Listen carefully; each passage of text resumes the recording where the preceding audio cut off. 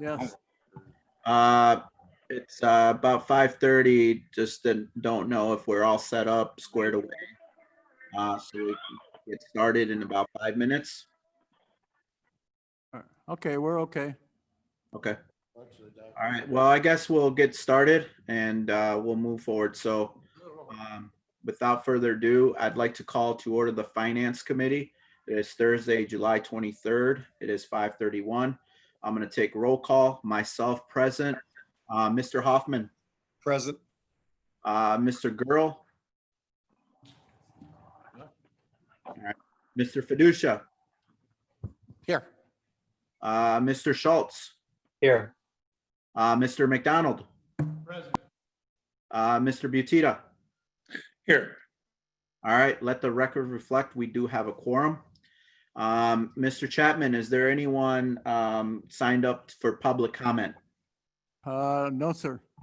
All right, see none, we'll skip and omit the public comment and move on to our first item, which is a consideration of an ordinance providing for the issue of 400,000 debt certificate to acquire certain technology equipment in and for the county and authorizing the sale of the debt certificate to Stillman Bank. Can I get a motion and a second? Motion by Mr. Butita, second by Mr. Hoffman. I'm going to hand it over to Mr. Chapman to give a little bit of information on Stillman Bank. Okay, thank you, Mr. Chairman. This is the debt financing that I spoke to the committee about, I believe, a week ago. We had opened proposals at last Thursday, I believe it was, and we actually received two proposals. It's a $400,000 note to be financed over 5 years with monthly payments over that 5 years of approximately $6,800. The interest rate from Stillman Bank for the tax exempt financing was 1% over that 5 years. And the other proposal was from US Bank for, I believe, 1.23%. So they were both obviously very good interest rates, and we would recommend that we move forward with this. If you remember the financing for it was for, I believe, the installation of new firewall equipment and the equipment itself, which the board had previously approved. So the financing would be completed by August 3rd. So it's a fairly quick turnaround. Are there any other questions for Mr. Chapman or discussion on this topic? All right, seeing none, can I get all in favor, please sing by saying aye or raise your hand. Aye. Aye. Opposed? All right, the ayes have it. Thank you, Mr. Chapman, and we'll move on to our next item, which is a resolution authorizing the Winnebago County Administrator to negotiate with ASME for the hazard pay. Can I get a motion and a second? Mr. Hoffman with the motion. Can I get a second?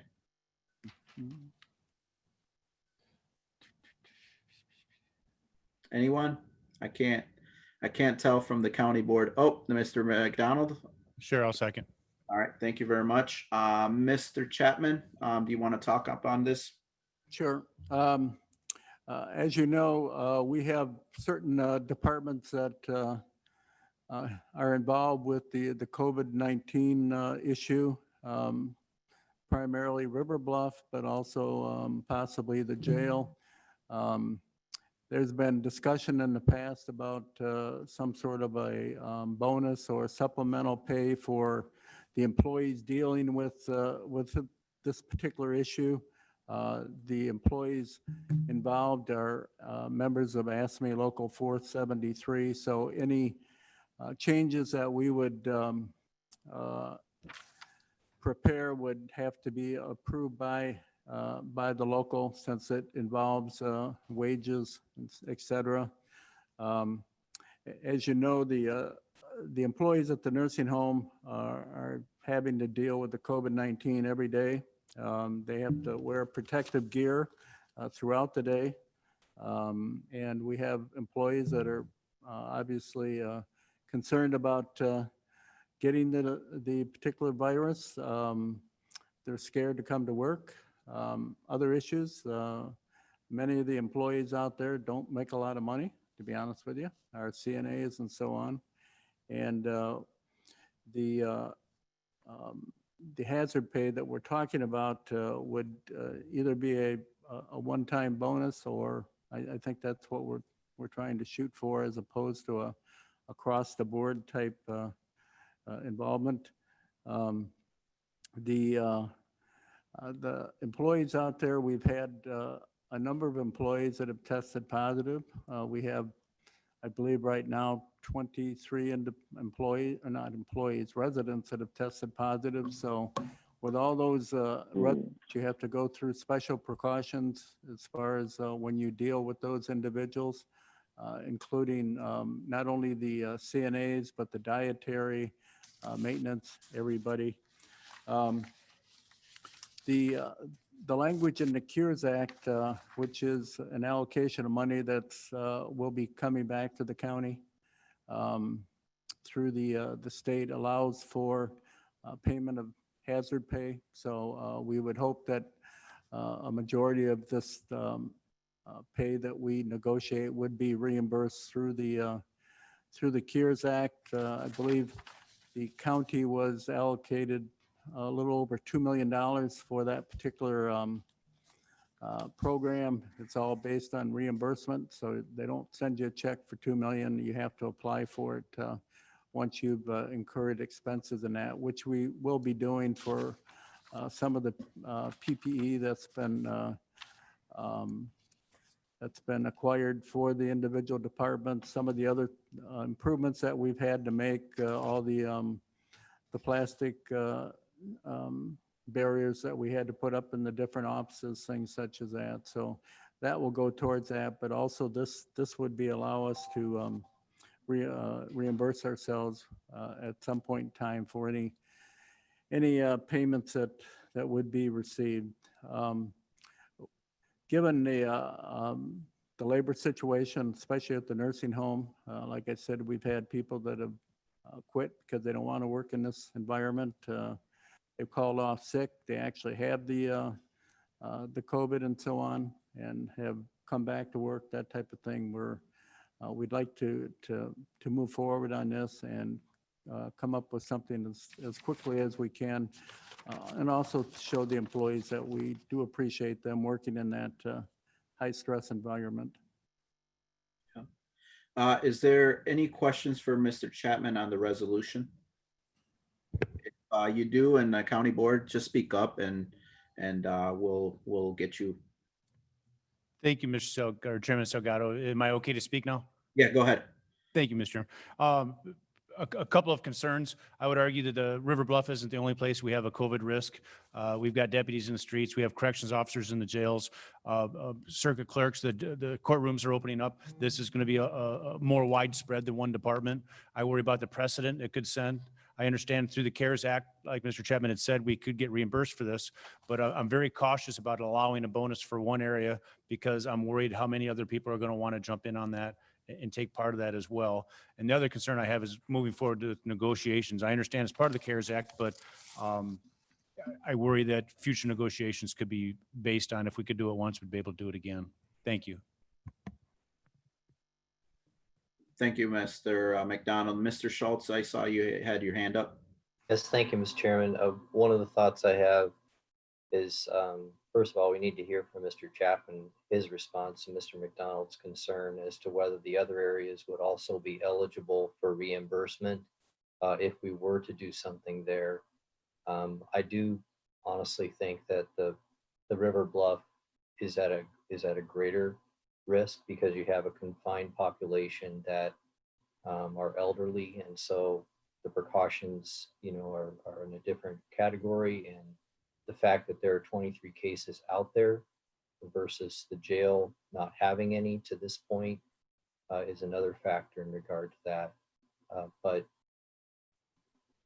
I also think, on a separate note, while I'm going to vote in favor of this, it would be good for us to get an overall update on the finances of River Bluff, because, you know, I've heard a variety of things about what's happening out there, but I don't think we've received a financial update that would give us, so what are the financial implications of all those various reports? Absolutely. Mr. Chapman, do you want to address the question, comment from Mr. McDonald regarding other departments qualifying essentially for this hazard pay and, you know, setting a precedent essentially of going forward? I know that the state's attorney's office kind of alluded to something like that in the past. So just wanted to, if you want to follow up in response to that. Well, first of all, in terms of other departments, obviously, you do have the jail that has some exposure.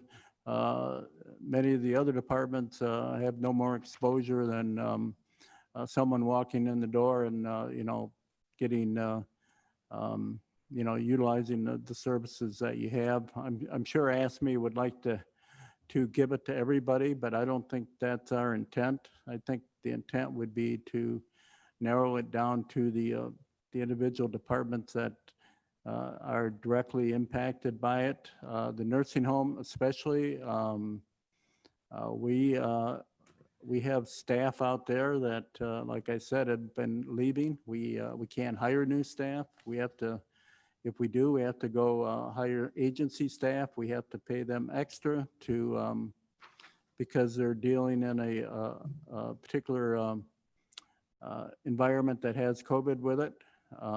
So I'm particularly concerned about River Bluff, just the ability to take care of the residents that we have. And I think we need to show some appreciation for that. And if it's necessary that we look at the jail also, but I guess we need to have the conversation with the union. As far as finances, yeah, they're not good because we haven't been bringing any new residents in to the facility. The census is down significantly, but at this point in time, we need to take care of the residents, and you know, future decisions will have to be made in regards to that home. But right now, I'm concerned about the residents and having care for them. Yeah. Any other questions or thoughts, comments from anyone?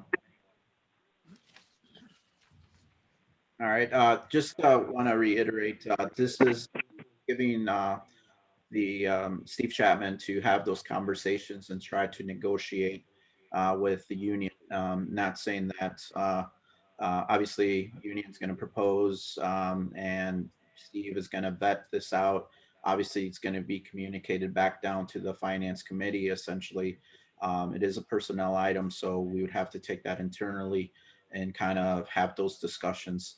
And ultimately, whatever is laid out, the hope is, once again, under this CARES Act, it could create an opportunity for us based on the classification and the qualification for that. So not saying that this is the reason why, ultimately why we're proposing or why we're moving in this direction. I know there's been discussion about essential, non-essential workers and across the board where some entities have, you know, paid out their employees for being essential workers, kind of being not forced, but the need for them to be the frontliners essentially. And so we've had these discussions in the past. I know it's something that we've had in the background going, but it's something that we need to kind of have that discussion. I know ASME has, you know, requested essentially of that information.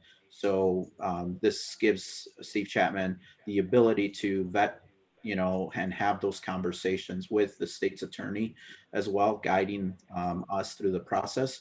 So it's not just, you know, Steve saying, yep, I agree, this is what we're going to agree. Obviously, the county board will have to approve that and essentially move through that direction. But is there any other questions regarding this resolution? Mr. Butita and anyone else in the county board, just speak up, but I'll go to Mr. Butita.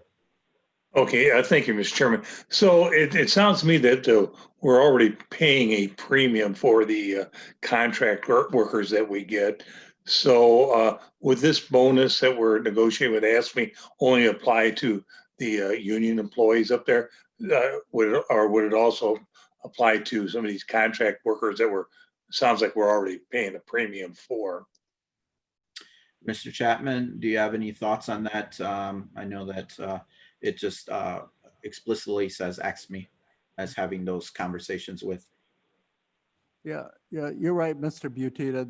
The contract employees that are not our employees or not members of the union are getting some sort of a pay enhancement for working with COVID residents. This would only apply to the individuals that are actual county employees. Any other questions, comments regarding this resolution? All right, I don't see anyone with their hands up. So we'll take a vote on this. All in favor, please signify by saying aye or raising your hand. Aye. Opposed? All right, the resolution passes. Thank you very much to everybody. Next item is other matters. Are there any other matters to come before this committee? Seeing none, can I get a motion to adjourn? So moved. By Mr. Girl and second by Mr. Hoffman. All in favor of adjourning, please signify by saying aye. Mr. Aye. Opposed? I think Mr. Chapman had something he wanted to say. All right, before we sign off, looks like the ayes have it, but I'll go to Mr. Chapman real quick. Okay, thank you, Mr. Chairman. The one item, just as a reminder, we had spoken regarding having a meeting next Thursday night with the sheriff regarding his budget amendment and so on. So I guess I would need to know if that date is okay or some other time. Yeah, from my perspective, next Thursday at around 5:30 typically is when we have those meetings. I'm okay with it. I don't know about any of the board members having an issue with it. Works for me. Yes for you or no for you, Mr. Schultz? I'm sorry. It works for me, thanks. All right. Looks like we'll move forward with that, Mr. Chapman, and schedule it for next Thursday. Okay. Seeing none, I guess we are adjourned now. Thank you very much, and stay tight, and we'll see you guys in about 10 minutes or so. Thank you. Before you hang up, can you hear me? This is Angie. Yes, Miss Girl. Thank you, because I've been trying to get on with my voice. I've watched all of you, but I couldn't get on with the voice part. So thank you.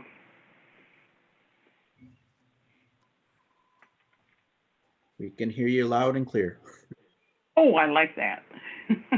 Boardroom hears you loud and clear as well. Thank you, thank you. I finally had to call my granddaughter to come over and figure this out so I could get on with the voice. My biggest problem now is you guys aren't going to be able to quiet me because I can't mute for some reason. And that's my other problem. Angie, we can never quiet you anyway. Yes, you can. You know how it is? You press the button and it says delete. You're doing very good, Mrs. Gorel. We would never do that. Yeah, you would. Enough's enough. Just for everyone on the Zoom meeting, we will mute the mics in the county boardroom, but we will not stop the streaming. Read this all, I think. Which one do you want me to read? Thank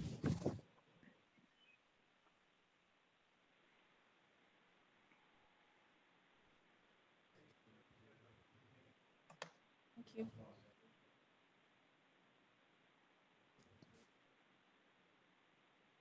Okay, we're going to go ahead and call the meeting to order.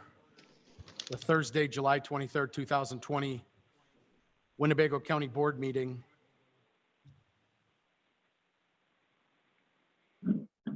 There's no agenda changes, and with that, I'll ask the clerk to please call the roll. Thank you, Mr. Chairman. Mrs. Gorel, Present. Mr. Hoffman, Present. Mr. Kelly, Here. Mr. McDonald, Mr. Neighbors, Here. Mrs. Red, Present. Mr. Salgado, Present. Mr. Schultz, Here. Mr. Tassoni, Mr. Webster, Here. Mr. Westcott, Mr. Zintak, Here. Mr. Arena, Here. Mr. Billich, Here. Booker, Mr. Butti, Here. Mrs. Crosby, Here. Mr. Fellers, Here. Mr. Fiducia, Mr. Girl. Present. We have 20 present, Mr. Chairman. Thank you very much, Clerk Gemau. And with that, I will turn things over to Mr. Billick for the invocation and pledge. And if you're watching us from home, stay seated. And I'll ask those that are in attendance in the boardroom to please stand. Mr. Chairman. Dear Lord, please pray for all of us. Please keep us all in your prayers. Please please keep all of our first responders in your prayers. Thank them for the wonderful job that they have been doing. We appreciate everything that you have done for us and everything that you continue to do for us. Thank you for the blessed, beautiful days that we have. And thank you for everything that we've been able to achieve in our goals. I do want to pray and make sure that you keep us all in your prayers, keep our military and service personnel in your prayers, and also the first responders, but also continue to guide us the way that you know how, to guide us to make the right decisions for our communities and to keep bettering our community and as we better ourselves. In your name we pray, amen. I pledge allegiance to the flag of the United States of America and to the republic for which it stands, one nation, under God, indivisible, with liberty and justice for all. Thank you very much, Mr. Billick. We have no awards and proclamations this evening. With that, I will go to public comment. Our first speaker is Harlan Johnson. He is going to speak regarding the 4 appointees, but before we have Mr. Johnson join us, I'll read our disclaimer. Comments shall be limited to 3 minutes. Speakers may not address zoning matter which is pending before the ZBA, zoning committee, or county board. Personnel matters pending or threatened litigation may not be addressed in open session. An individual may speak a maximum of 3 times per calendar year on the same topic. This prohibition shall include the repetition of the same topic and a statement of what is purported to be a different topic. Personal attacks or inappropriate language of any sort will not be tolerated. The fact that we have multiple speakers tonight, we will adhere to our 3-minute rule as we always do. And I believe Mr. Johnson has joined us via Zoom. I'll go ahead and give you the floor, sir. Thanks for joining us. Thank you very much. Institutional racism, oppression by design for profit, began over 400 years ago on this continent when white supremacy and slavery were established and endorsed. Efforts to unite Black and white people to eliminate institutional racism have largely failed until recently. Apartheid, segregation, being divided by design, has prevented unity and healing, including here in Rockford. But recently, a police officer, Derek Chauvin, murdered George Floyd, capturing everyone's attention and creating unprecedented unity. Millions woke up to affirm that Black lives do matter. It's not useful to ask whether a person is a racist or not, but it is essential to identify behavior by a person or organization as racist or anti-racist. If we're honest, we will agree that the term institutional racism refers to most institutions in the U.S., including most government bodies. not the obvious Klan kind of racism, rather implicit, perhaps unconscious, often not even noticed by white people. Yet racism continues to contaminate almost all institutions, including county government. Today, county board members, you are faced with an explicit issue. It's explicit, not implicit. It can't be avoided. Your vote tonight can be described as racist or anti-racist. In seeking to overcome racism, Frank Haney, with no investment in being reelected as county board chair, no political skin in the game, sought to appoint 4 well-qualified individuals to important positions on the Crime Commission, Airport Authority, Winnebago County Housing Authority, and our Community Action Agency. To table and thus kill these appointments without a vote appears to me to be a craven racist action, a misguided attempt to grab political power and possibly secure a re-election as a county board member. After all, there are no term limits. But is that a smart move? Not everyone joined the demonstrations after Derek Chauvin murdered George Floyd, but your constituents are awake. They're woke and they do vote. Your behavior as a county board member will be noticed by them. Will they support the racist behavior and political opportunism of their representative who votes no? Or will they respond positively to the anti-racist behavior of their representative's yes vote? I urge you, vote yes tonight for all appointees. Thank you. Thank you, Mr. Johnson. Our next speaker this evening is Maurice Redd, also speaking on the 4 appointees. Maurice, you're up, sir. Yes, I'm also wanted to speak on the issue tonight. And I was very pleased to see the nominations that were made by Chairman last week, the week before that, and seeing those names brought up. I know 2 of the members personally, and 2 of the other members I met in social settings. Heard nothing but good things, and would be very much, I think they'll be very good members to be a part of these boards and be great citizens to serve our community in these positions. As much as I was pleased to see these nominations made, I was as much disappointed to see that these candidates were not even brought up for a vote by the board. Now I realize there's been a lot of issues between the board and the chairman throughout the years, but I think this is a very clear, I think a very clear issue that could be addressed, or at least should be voted on, to try to address some of the issues we've been talking about in our community and across the nation regarding race and inequity and in representation. Myself, I was able to be on some boards. I'm speaking also on behalf of Next Rockford tonight. I've been on the Next Rockford board for many years, and it's allowed me an opportunity to be involved with more aspects of the community, to get involved in more things in the community.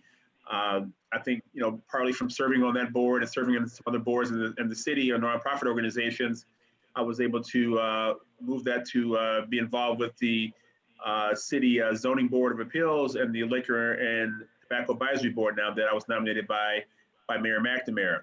So I think, serving on boards like this is a great opportunity to get, people of color to get more involved in what's happening in our communities, and could eventually lead to running for office. I also ran for county board office here recently as well in the primary. And so I think having those opportunities, these kind of opportunities, are ways to introduce people to what's happening in our city, in our community, in our county, in a larger arenas, then also give us a chance to see how we can be more involved and have our voice being heard and represent people from different communities that are not being represented. Just as our board, the county board, is, again, not very representative of, our demographics of our county.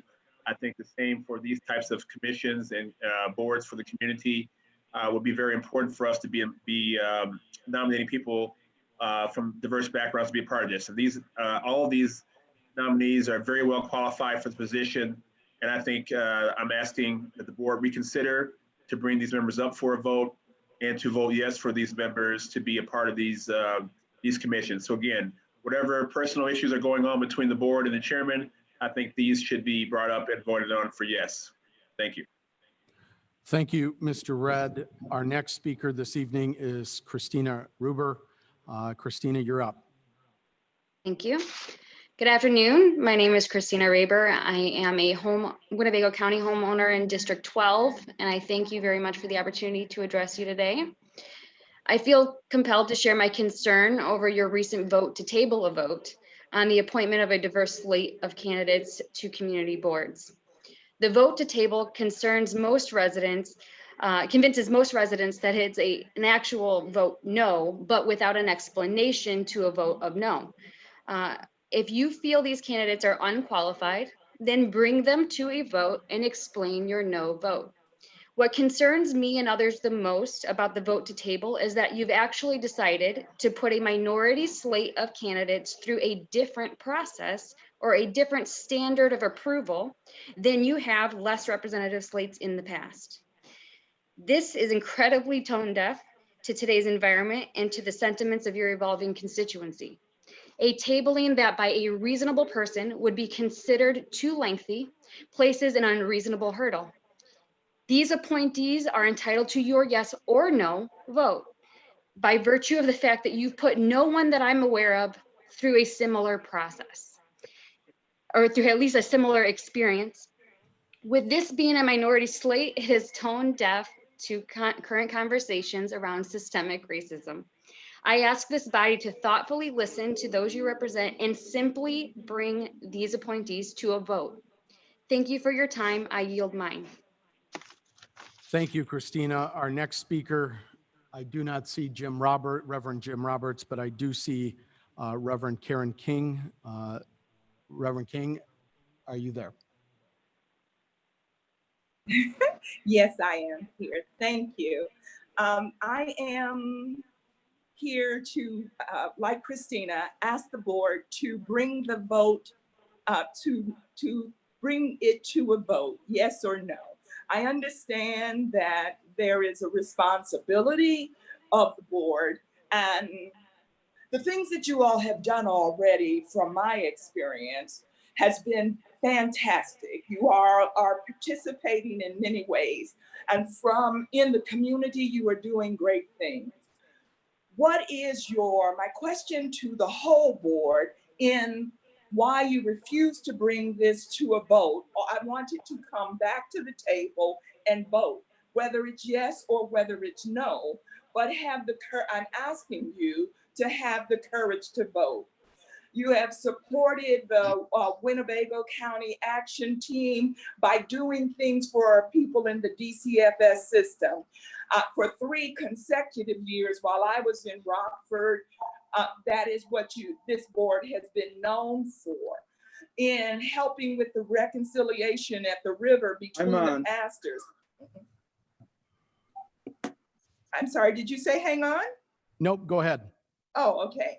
And so you all have been known to do fearless work. And so I am asking you to continue that. It is no problem to vote no if that is what you want to do. However, I'm asking you to continue and consider what your legacy is going to be. It's all right if you want to select other members. However, have the courage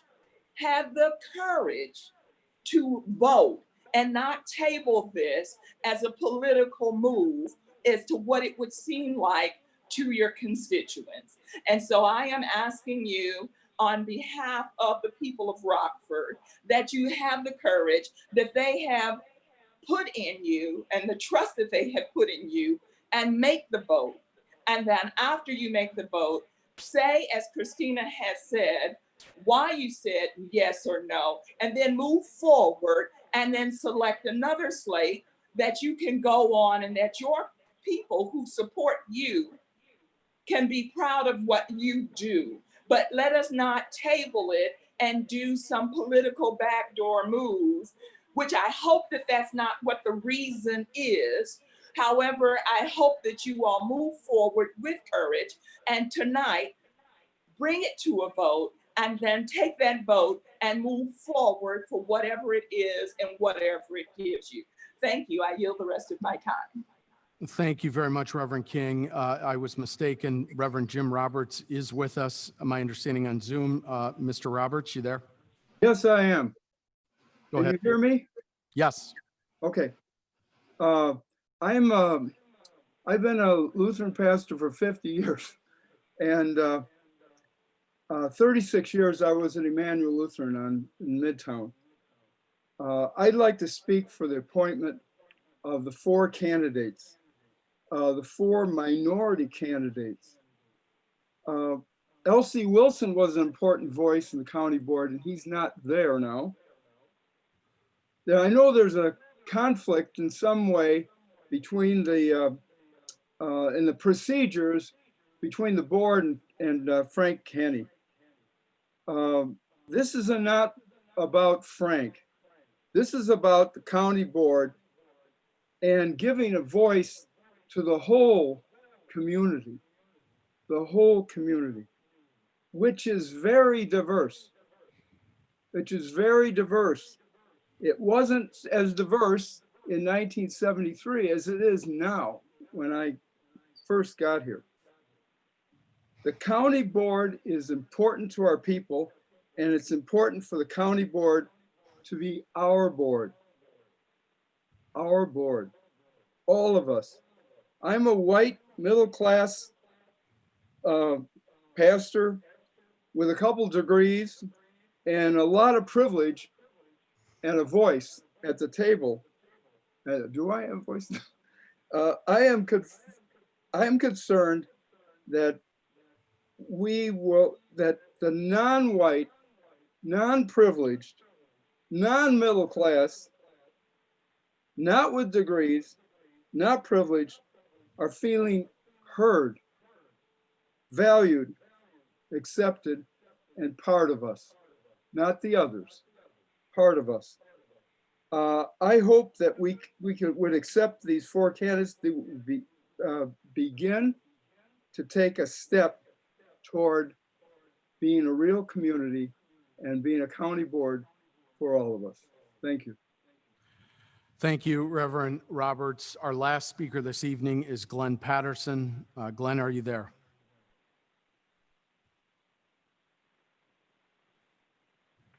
I believe he was there. Unmute yourself, Glenn. Unmute, Glenn. Can y'all hear me now? Yes, sir. Okay, so I appreciate being here in front of distinguished gentlemen and gentle ladies. I'm Glenn Patterson, and I'm a lifetime resident of our city. I've been blessed to have grown up in the Blackhawk Courts, which is an area in the Rockford Housing Authority. And what I know from my struggles becoming through our system and becoming an educator, the struggle with our young people growing up is that they are limited to their vision to be able to do something different than being out in the streets and becoming gang members or dropping out of school or whatever the other alternatives are. It is very important. It's very important that they have people to look up to, positive people. I can just tell you that when we were kids living in the Blackhawk Courts, we had some very good mentors. Most of us didn't have fathers, so we needed these people to be mentors for us. And Barry and Terry Champion were a couple guys that really made a difference in our lives. And then there was a guy named Charles who would come and work there during the summer. And so impressed was my brother, Greg, by this young man named Charles, because he was going to college to further his education. Then my brother ended up doing just like him and going to law school.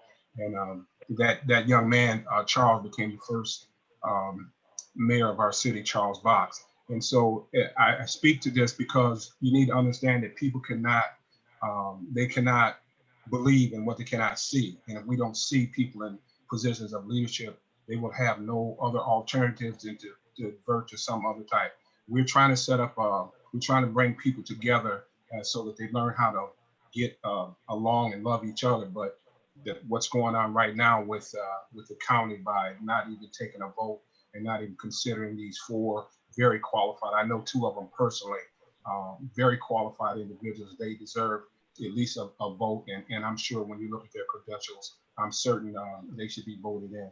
So I will yield my time, but I tell you that our community, I'm also I'm the education chair of the Rockford branch of the NAACP. And I'm not speaking for the NAACP, although they put a letter out today. We 100% support these candidates, and we really want to see that so that we can go forward with bringing our community together. Thank you. I'm going to yield my time. Thank you very much, Glenn, for your time, and thank you to all the speakers. That concludes the public comment portion of the agenda. The next item of business is board member correspondence. Any discussion by board members? I see a hand up by Mr. Neighbors, then Mr. Girl. Mr. Neighbors, go ahead, sir.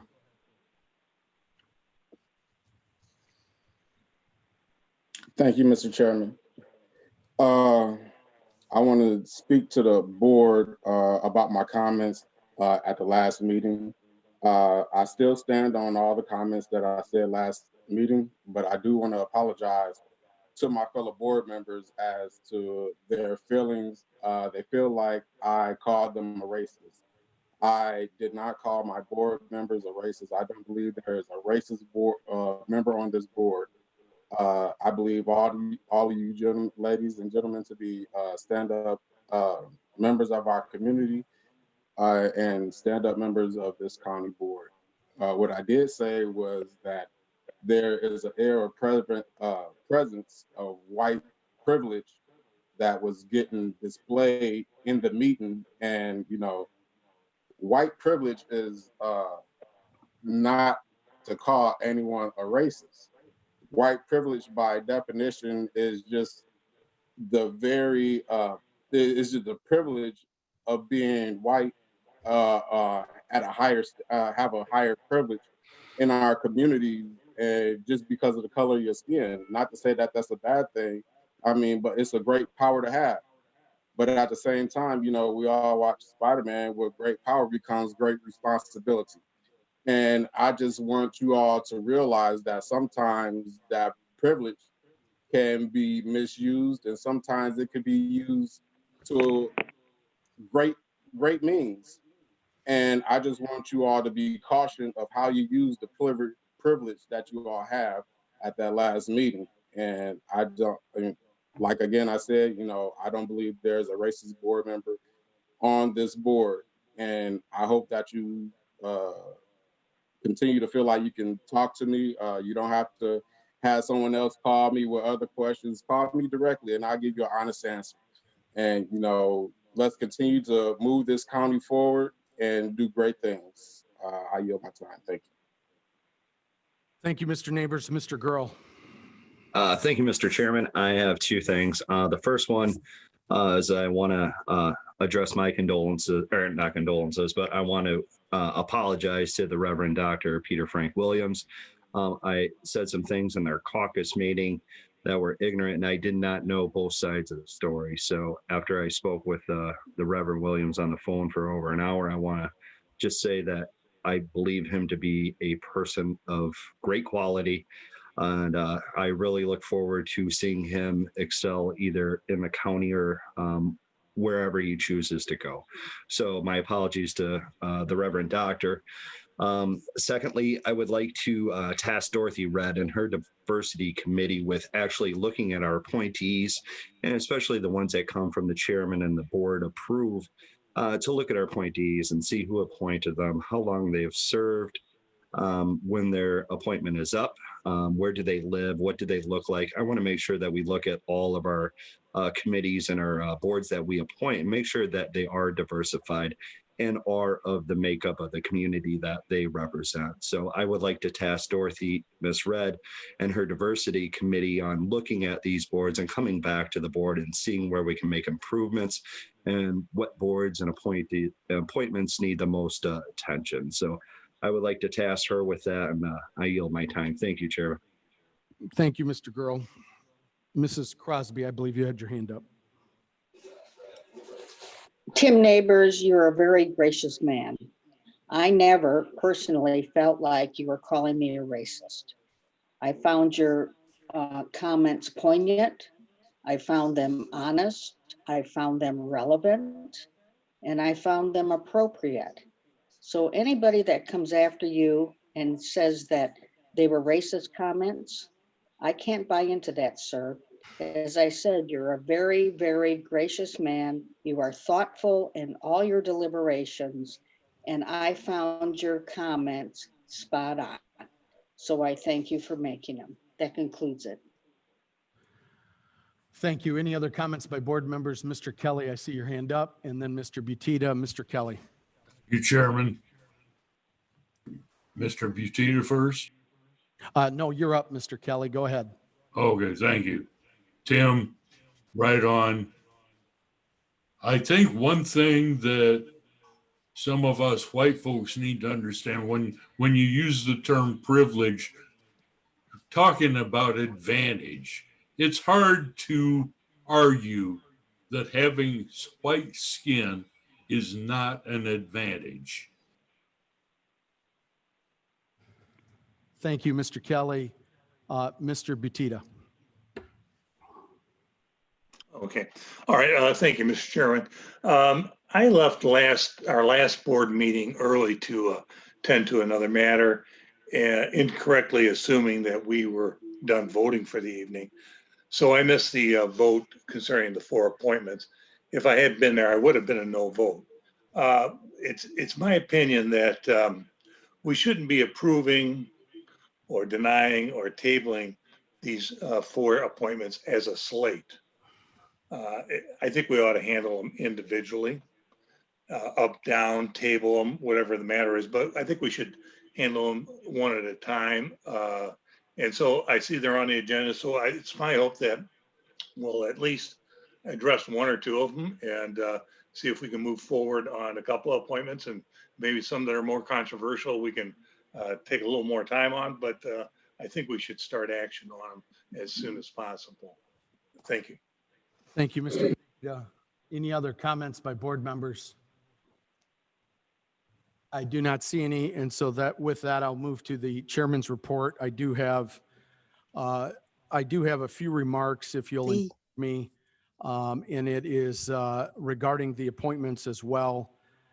The memo is a response to questions I've received and also comments regarding the 4 appointments to the community boards. First, the 4 candidates are highly qualified. Excuse me, this is Dorothy Red. I was trying to speak. Oh, Mrs. Am I allowed to speak, please? Mrs. Red? Yes. I could not see you, but let's back up to the board member comment section and go ahead. You have the floor, ma'am. Sorry about that. Thank you. Thank you, Chairman. The reason those 4 people were tabled last time is because the correct procedure was not followed. Now, there was a press conference. I did not know about the press conference, and I don't believe any of the other board members knew about it. So if the procedure is not followed, there's a problem. County board members cannot be made to do things and they're not done properly. So that's a problem in itself. So maybe we need, and I know the community does not know this because they've been told different things. And people are out there encouraging the people, go and speak, thinking they can bombard their way through and get what they want. But the community needs to be aware that the proper procedure was not followed. That's exactly why it was tabled. I don't think any of the county board members are racist. And you can call them what you want. And I'm against it because the procedure was not followed. The correct procedure was not followed. Thank you. This is Red. Hello? Any other board members who have a comment? Yes. Oh, Mr. Webster, I see you like on the screen. It looks like there's a heat image of you. Yeah, I don't know what's going on there. Anyways, I wasn't going to say anything, but I'm glad Dorothy did bring that up because there is a lot of misconception among the community that we did this just to be I don't know, to be spiteful or whatever. I don't get that, but it's interesting though, and some of the letters that people wrote to us, some of the community letters that got written to us there, how many times the word diversity has been used in those letters. And this ties in with Dorothy because years ago, we voted as a board to create and recognize the Diversity Council. And this instance here, Dorothy Red's on that council, Tim Neighbors is on there, Jaime Salgado is on there. Those are current board members. Elsie Wilson, a former board member, Michelle Caldwell, Tommy Meeks, Maria Fernandez Rivera, she used to work for the county as well. So now these people weren't recognized to weigh in on that. And so what Dorothy is saying to you there is that this was sprung upon us by way of the press release or press conference, I should say. And our phones were lit up to each other. We're like, what the heck's going on? Did you see that? Did you hear that? And nobody knew anything about it. My first question to Dorothy was did the Diversity Council get to weigh in on this? And she told me, no, that was not the case. And so that's what I have to say on that right now. I was going to say more, but I better leave it at that. Thank you. Thank you, Mr. Webster. Any other comments by board members? Mr. Arena. Thank you, Mr. Chairman. I was going to wait until we discuss the candidates, but in light of the other comments, I just want to mention, I know this has been portrayed as a way to bring diversity to these boards. What hasn't been discussed is in looking at the current makeup of these boards, the Winnebago County Housing Authority currently has 4 minority members and 3 Caucasian members. The Community Action Agency currently has 5 minority members and 7 Caucasians. The Crime Commission has 3 minority members and 3 Caucasians. I'm sorry. And the Airport Board is the one that is the least minority representation. That is 1 minority member right now. And that is the one that Ms. Red brought up during the previous discussion for appointments when Mr. Shablasky and Tom Del Santo were first presented. And she got some criticism over making that observation then. So it's odd that, now, the table has turned on that, it seems. In regard to a comment that was made by one of the speakers that we're having a different process for this one, I believe we did lay over the appointment for Shablasky and Del Santo when they came up in May. So the public should be aware that tabling it is just a postponement. It's not necessarily going to kill it permanently. Layover. And so I just want to assure the public that none of this is being done for any type of racial consideration. This board, I think, has been respectful of various races. Or in the previous term, they appointed an African-American to be clerk. They appointed an African-American to be our state's attorney. We have diverse representation on our committees, in our department heads. Mr. Neighbors represents us on the mental health board. So I just want to assure the public that whatever happens going forward, I don't think it's going to be done with racial considerations in mind. Thank you. Thank you very much, Mr. Arena. Any other comments by board members? And I apologize if I missed anybody. Yes, Mr. Zintak. Yes, thank you, Mr. Chairman. I have to agree with Mr. Arena on that, as those are some of the questions I had. Another question I would have at this point is, has the system or these committees, have they failed in any way to do their job properly? In other words, the fact that we already have minority people on these boards or on these committees, I'd like to know what failure has occurred and if the system is not working right now. From my understanding, and the little I have, I've only been on the board a short time, but the information I've had is that these people have done good jobs out there. So the addition of adding these other people, what more are they going to bring to the table from that standpoint? I yield. Thank you, Mr. Zintek. Any other comments by board members? I don't believe I see any. Mr. Hoffman.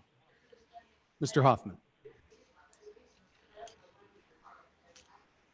Oh, unmute, Mr. Hoffman.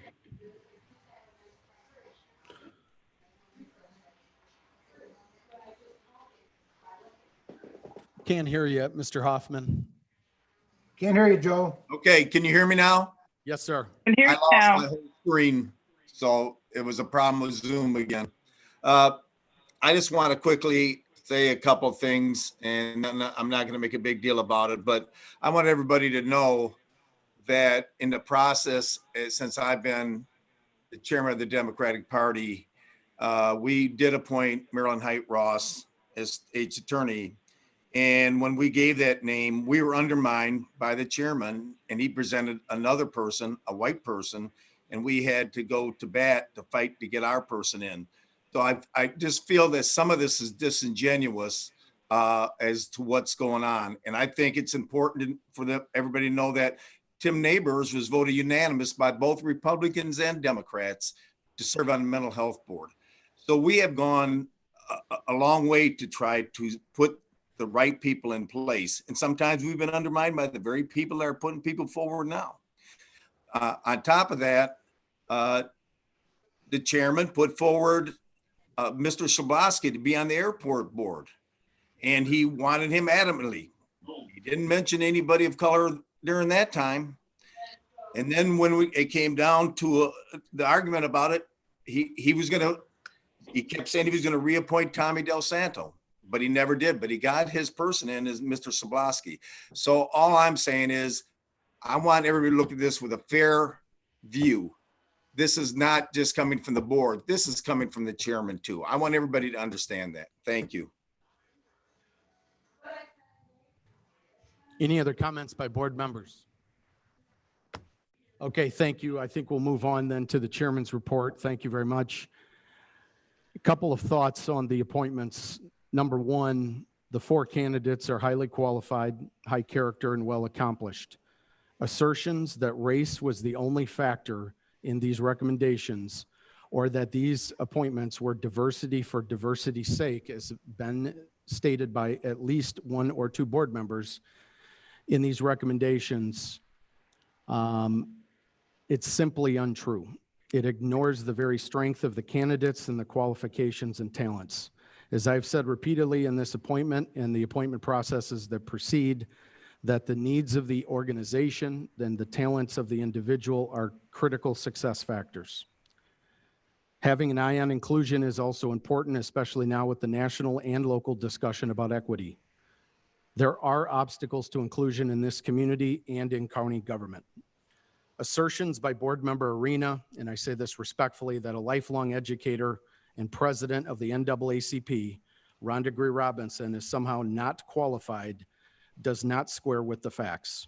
In fact, she has all the ingredients of a good board member to most any board in this region, including the Housing Authority. Like many boards, there is basic board governance like budget and policy.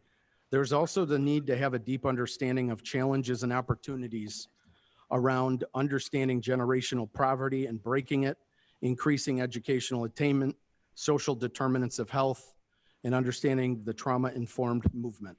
A longtime educator sees and learns most everything we need to know to be in service on a housing authority board from her students in the classroom. My point is that serving the housing authority board in 2020 is not about flipping houses. Perspective, not patronage, needs to carry the day. There has been very specific discussion by Mr. Zintek and others about, is there a reason for change on the airport board and the housing authority board? And I would assert yes. I'll give a specific example. And I know we're having comfort zone discussions, but after some of the dialogue and commentary in the last board meeting and since, I feel it's important to talk in facts. Although I do appreciate Mr. Westcott's 20 years of service on the airport authority or the Housing Authority Board, I am concerned about Mr. Westcott's attendance. It did factor in my recommendation. He missed 40% of Housing Board meetings from September 2019 through June of 2020. On the county side, he has missed 19 out of 20 County Administrator Ad Hoc Committee meetings, which he was a member, 6 out of 8 Economic Development Committee meetings, of which he's also a member. The recent appointment of a new airport board member revealed some issues that forced a re-examination at the airport of what the airport needs and what the community needs from the airport. I say this respectfully because I know some may disagree. It is clear that despite some good work, a few new faces on the airport board will enhance the good and eliminate the distractions. I also agree by board floor comments made by Paul Arena that the executive director, as much as I believe in him and personally like him, that he should not get to pick his board after some of the issues we've had recently. Also, based on the level of lobbying by Mr. Dunn the past few weeks for Mr. Del Santo, it is clear he wants his friend on the board. Further, Mr. Arena's more recent comment about the need for a trades seat is moot, as the mayor of Rockford, somebody who has never misled me to this point, has indicated he is very likely to appoint someone from the trades to the airport board. Many of you know this, and I certainly don't support the trades having 2 seats on the airport board or no seats at all. So the trades will have a seat at the table, and the county could appoint Paula Siakam, someone who will work collaboratively with airport staff and the board, but also demand high standards and professionalism. Please get to know her, her personal story and her professional story. It's one of the best stories in this town. Let's acknowledge what has also gone unsaid. There's lots and lots of politics at play here. I realize the trades invest a lot of money in elected official campaigns at a very high level. And Mark Zula, someone I like and respect, is very active in the appointment process lobbying going on right now as well. This is fine. This is community engagement. It's okay.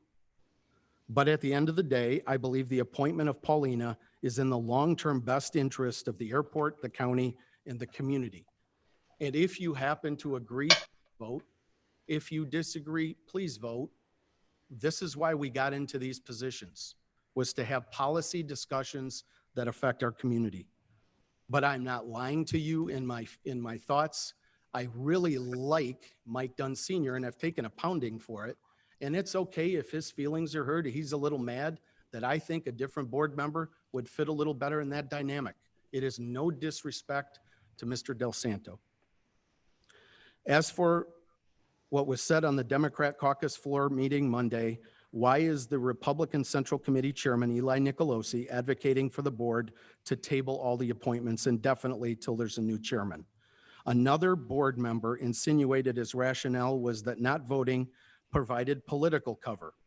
Personally, I think the opposite is true. Why does the Republican Central Committee Chairman deal with these candidates but ignore other appointment processes? He is more engaged in this appointment process than when he served on this very board. Appointment resumes were emailed to the full county board on July 7th as part of the July 9th board packet. And again, they were emailed on July 21st for the July 23rd board packet. Assertions or confusion, even if unintentional, I'm glad we're setting the record straight that the board has had the resumes well before the board meeting, consistent with other new appointments, where all new appointments, there's a resume attached in the board packet, also on the website ahead of a meeting. The fact that some may have missed that in the packet meant that maybe you didn't read that portion of it, or you had the last couple of weeks to review it. I would just say this with due respect, is it shouldn't take 5 or 6 months, and we don't need to wait for an election and a new chairman for you to read that section of the packet in the outside chance that 1 or 2 of you missed that section. One county board member expressed concern over public discussion of the appointments before the items were officially read in on the board floor.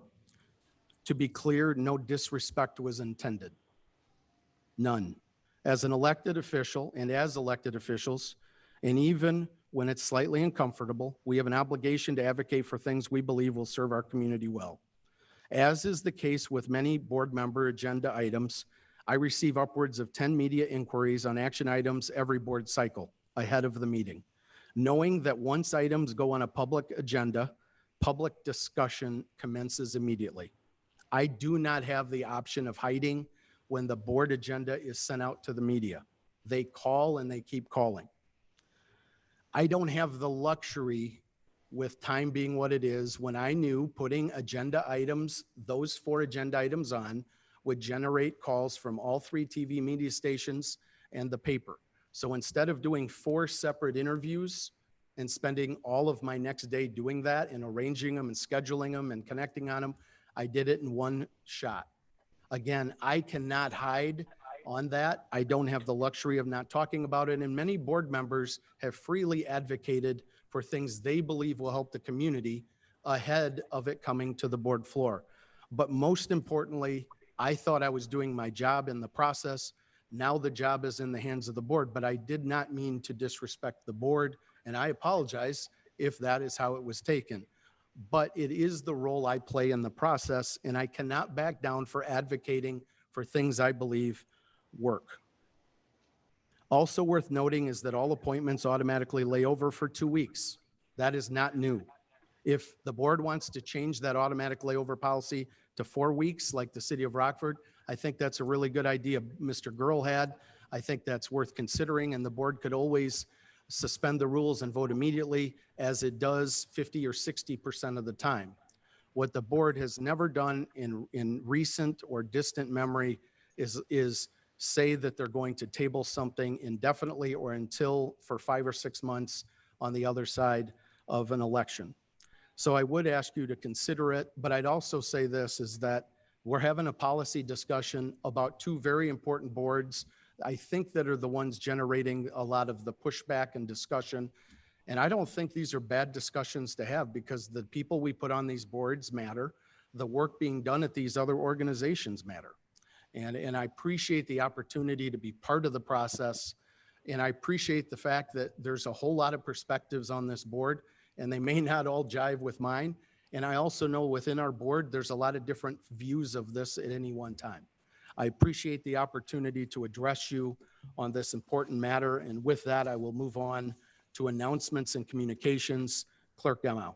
Thank you, Mr. Chairman. The items listed below were received as correspondence. We will place those on file. Thank you very much, Clerk Demow. Consent agenda, we got 4 items on the consent agenda.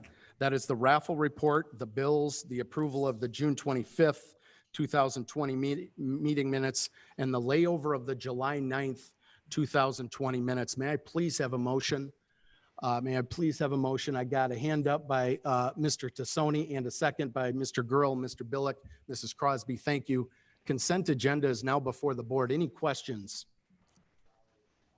To be consistent, since we got at-home players in front of me, are there any board members who are opposed to the motion to pass the consent agenda?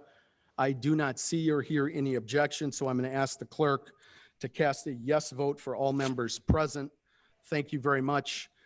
We've passed that, and I'll turn things over to Steve Chapman for the county administrator's report.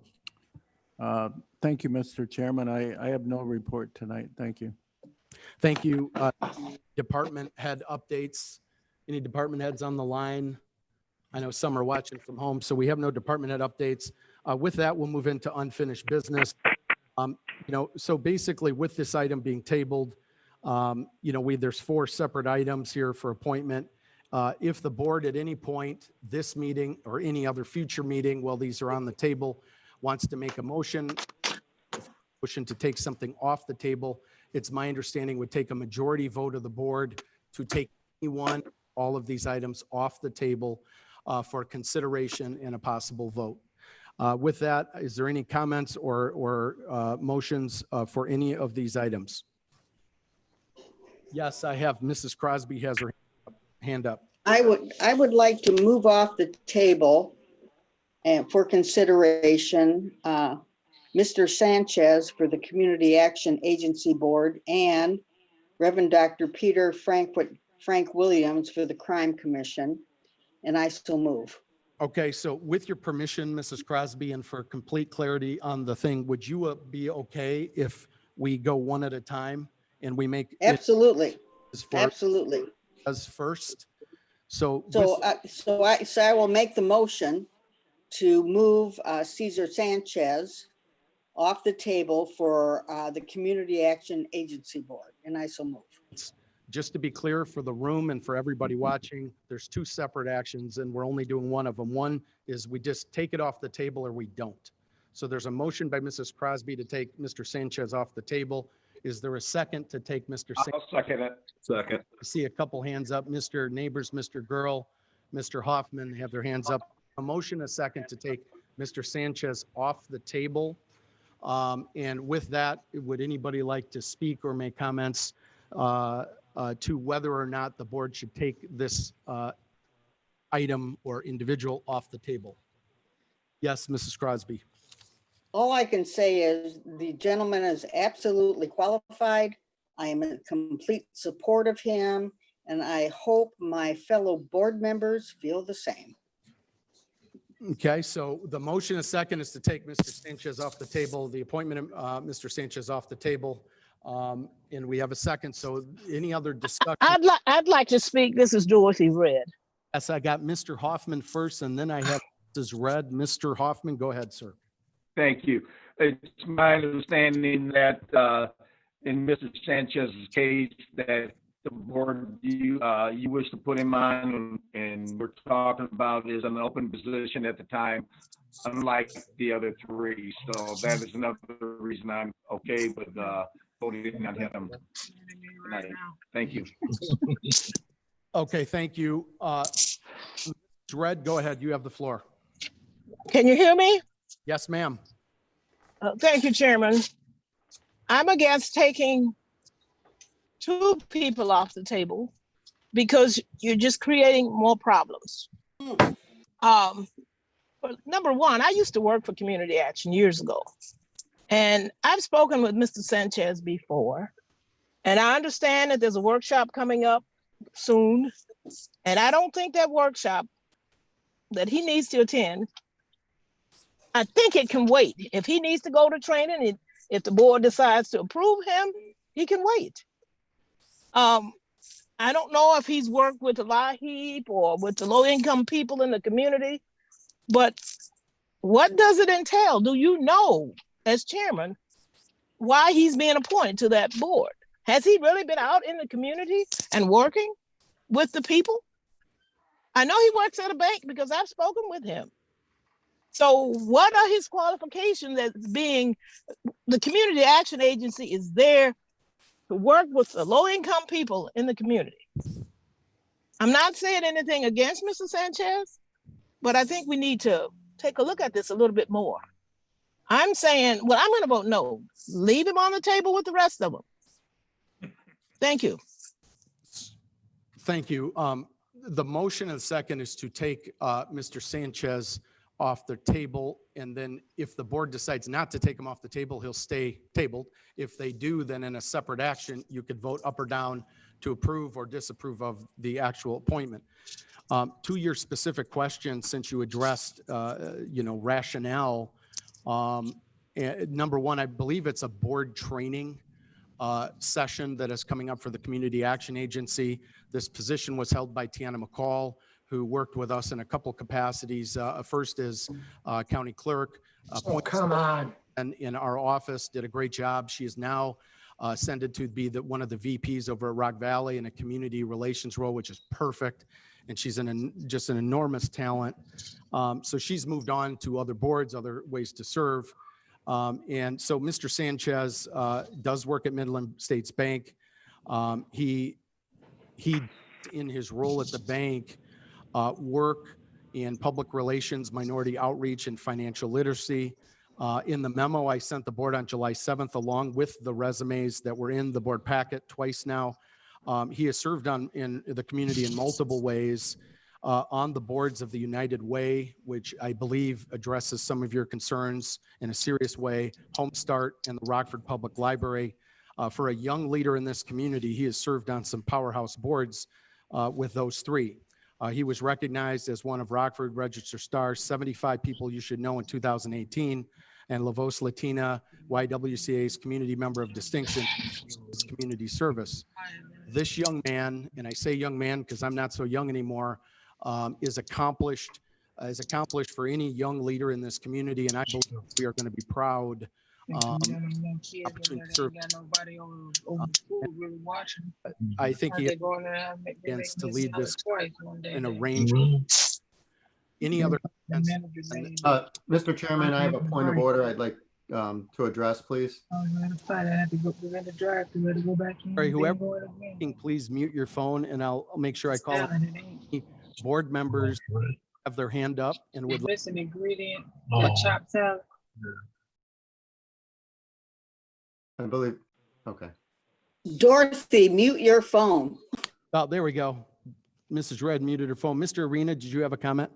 I have a point of order. And I'm not certain of this. I was told by board members throughout the week when asking the proper procedure with this, tabled issues, that only a member that was on the voting yes to table can vote to remove it from the table. And I'd like Mr. Kurlinkus to address that. Is that correct, or what is the correct procedure for removing a tabled item? I think the idea that you're talking about is somebody from the prevailing side would have to make the motion, but that's a motion to reconsider. I'm not aware that applies to a motion to remove an item from the table. It does not. Thank you. I think we're in order in the procedure, and I think there were multiple board members that would have made the motion to take Mr. Sanchez off the table. I do appreciate your question, Mr. Arena. Is there any other comments on? Mr. Chairman, I would like to make one point of order that a motion to take something off the table is not debatable. Right? It's simply just a motion that we take an up or down vote on. And discussion is not part of taking something on or off the table, as I understand. Dan's correct. So the motion, so then what you're saying is the motion to take this off the table is not something we can give any further comment on. I was not aware of that procedure. I do not hear any objection by Dave Kurlinkus. So with that, basically we are ending discussion and we'll take a vote. I would like Mr. Kurlinkus to weigh in on that because I do have some comments. So point of order, let's hear a ruling on that, please. Thank you, Mr. Arena. So there's a point of order on a point of order. Mr. Not my understanding. It was not prior to this evening that we couldn't debate not to take something off the table. However, that is being challenged. And any thoughts on that, Dave? Thank you, Chairman. The issue is that, and I believe this is what Mr. Fellers was talking about, the motion is whether or not to take something off the table. All of the discussion that's taken place here has to do with the candidate and the process and the procedure. Thank you. That has nothing to do with the motion to take it off the table. So if it's, I suspect that my colleague, Mr. Fellers, is correct that this is not debatable according to Robert's rules. And therefore, all of the discussion on this has really been surplusage. And I apologize for the clock going off in the background.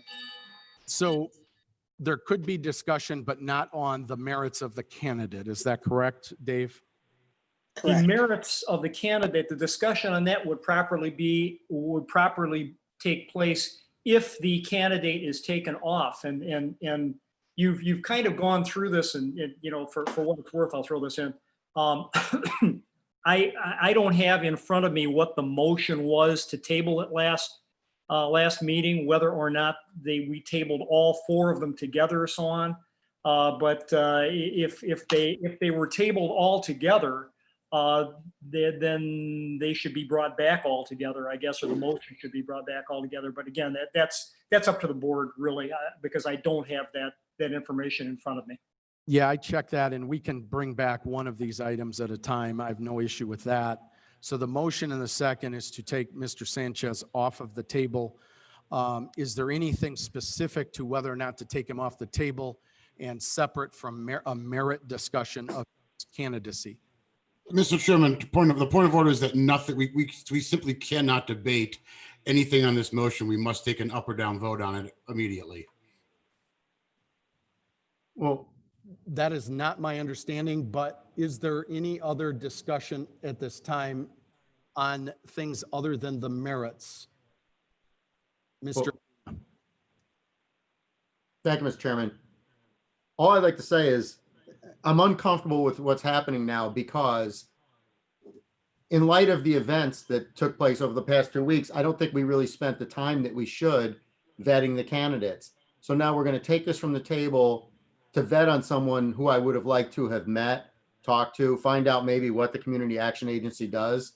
And so I guess I'm uncomfortable removing it from the table because then we're put in the position of having to vote, and I don't want to vote no for someone who may be a good candidate. So I'm not sure if that's appropriate comment to make right now, but I just wanted to make sure everyone understood my perspective on what we're about to do. Thank you. Thank you very much. I do not see any other hands up, and so with that, oh, I do see Mrs. Crosby. My apologies. All I could say, guys, is we've had 2 weeks to look at this. I've got plenty of emails, had lots of phone calls. I think I'm at the point right now comfortably where I can make a decision on this individual, and it's time to move forward and put personal agenda behind us and appoint respectable, vetted, good individuals to this board. And I yield my time.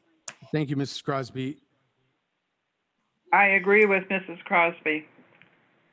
In point of clarification, Mr. Chairman, for Mr. Arena, once if this is taken off the table, it is debatable. Additional secondary motions may be made, including laying over or anything else. Thank you. That's why this motion is not debatable. We can have these discussions once we've done this. Thank you. Thank you, Mr. Fellers. Well said. So with that, I do not believe there's any more comments on whether or not to take Mr. Sanchez off the table. And with that, I will ask the clerk. Real quick, Mr. Chairman, as a point of order, Dan, you actually sent out the link to the Robert's Rules of Order. Once we take this off the table, it still goes under new business, which then still has to suspend the rules because it has to sit in new business since we just took it off the table. And on top of that, actually, then it does open it up to discussion at that point in time. That would be that's correct. Okay, I just want to make sure we're right. All right. Well, I don't know about the layover. I'd wait for Mr. Kalikas to weigh in on that one. I believe fourth paragraph down, you should be able to find. So we had an item that was brought in for a first reading 2 weeks ago.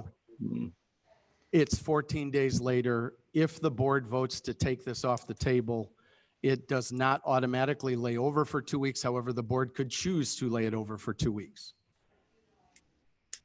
I'm sorry, Mr. Chairman, if you can have Dan look at it, it actually does say that it does get laid over and you have to resuspend the rules again to be able to vote tonight. We will deal with that in our next segment. So with that, since no other comment on the taking it off the table or not discussion, I will ask the clerk to call the roll. A yes vote takes it off the table. No vote leaves it tabled. Thank you, Mr. Chairman. Mr. Hoffman, Yes. Mr. Kelly, Yes. Mr. McDonald, Mr. Neighbors, Yes. Ms. Fed, No. Mr. Salgado, No.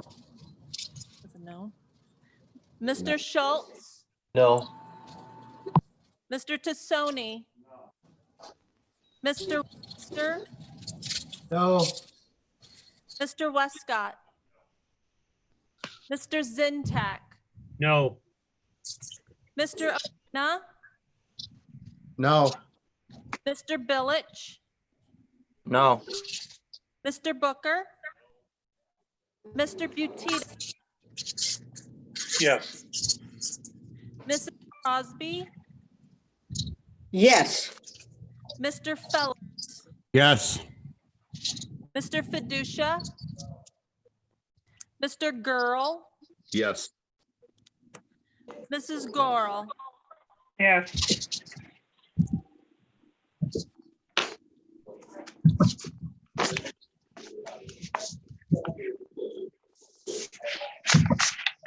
And that is 8 yes, 12 no. Okay. Motion to take Sanchez off the table fails. That will stay that will stay tabled in the remaining for the until there's an action in the future. So thank you very much for the motion, Mrs. Crosby, but it failed. You did have a second motion, and I believe it was on. Correct. To take. I would like to move that Reverend Dr. Peter Frank Williams be lifted off the table as an appointment for the Crime Commission. We have a motion by Mrs. Crosby to take Reverend Dr. Peter Frank Williams off the table. Mr. Chairman. Yes. Sorry to interrupt, but I got a little bit of emergency. I'm going to have to break off for now. I'll try to get back. Thank you, Mr. Hoffman. Thank you. Is there a second to the motion? Sorry Have a second. about that. Second. Mr. Fellers. So we have a motion and a second. And after the dialogue around Mr. Sanchez, is there any specific discussion only on whether or not to take Dr. Peter Frank Williams off the table that is separate from the merits of his candidacy? Well, Okay, so with that, I will ask the clerk to call the roll. Yes vote would take Reverend Dr. Peter Frank Williams off the table. A no vote would keep it tabled.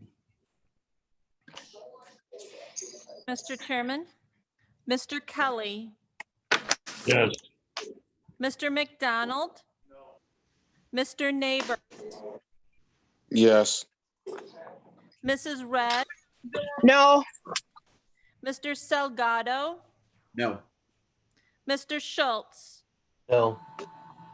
Mr. Tassoni, Mr. Webster, no, Mr. Westcott, Mr. Zintak, No.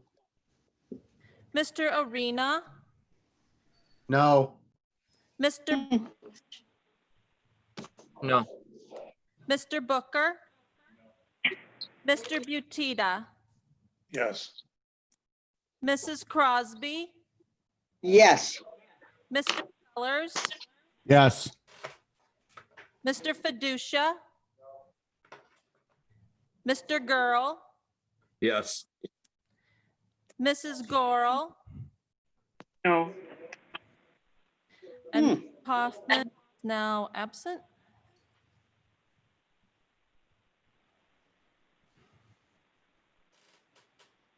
Mr. Chairman, that's 6 yes, 13 no, and 1 absent. Okay, thank you very much. Are there any other motions regarding the unfinished business before the board? Mr. Chairman? Mrs. Crosby. I would like to move that Rhonda Robinson be appointed to the Housing Board, and I'd like to lift that off the table. So there's a motion by Mrs. Crosby to take Rhonda Greer Robinson off the table. May I please have a second? Mr. Fellers on the second. Item is up, discussion only whether or not to take regarding the taking Rhonda Greer Robinson off the table, not about merits of her candidacy to appoint. Seeing none, ask the clerk to call the roll. A yes vote would take Rhonda Greer Robinson off the table. A no vote would leave Rhonda tabled. Thank you, Mr. Chairman. Mr. McDonald, Mr. Neighbors, Yes. Mrs. Red,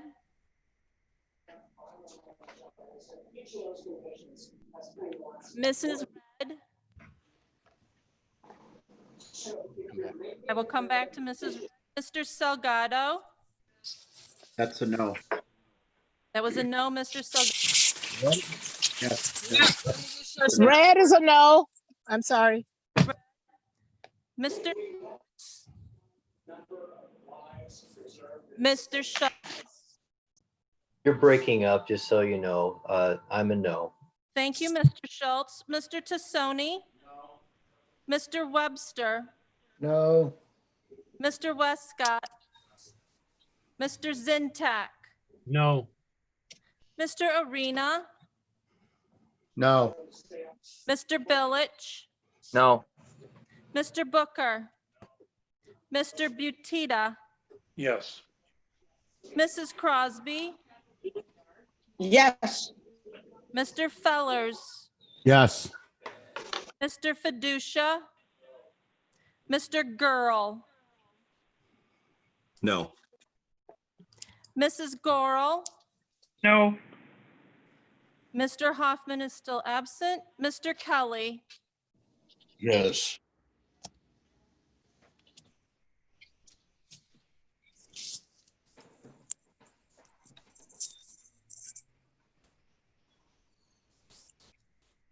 Mr. Chairman, that's 5 yes, 14 no, and 1 absent.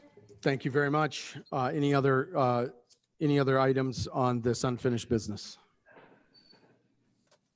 I don't see any, so we will move on to our next item of business. Thank you very much.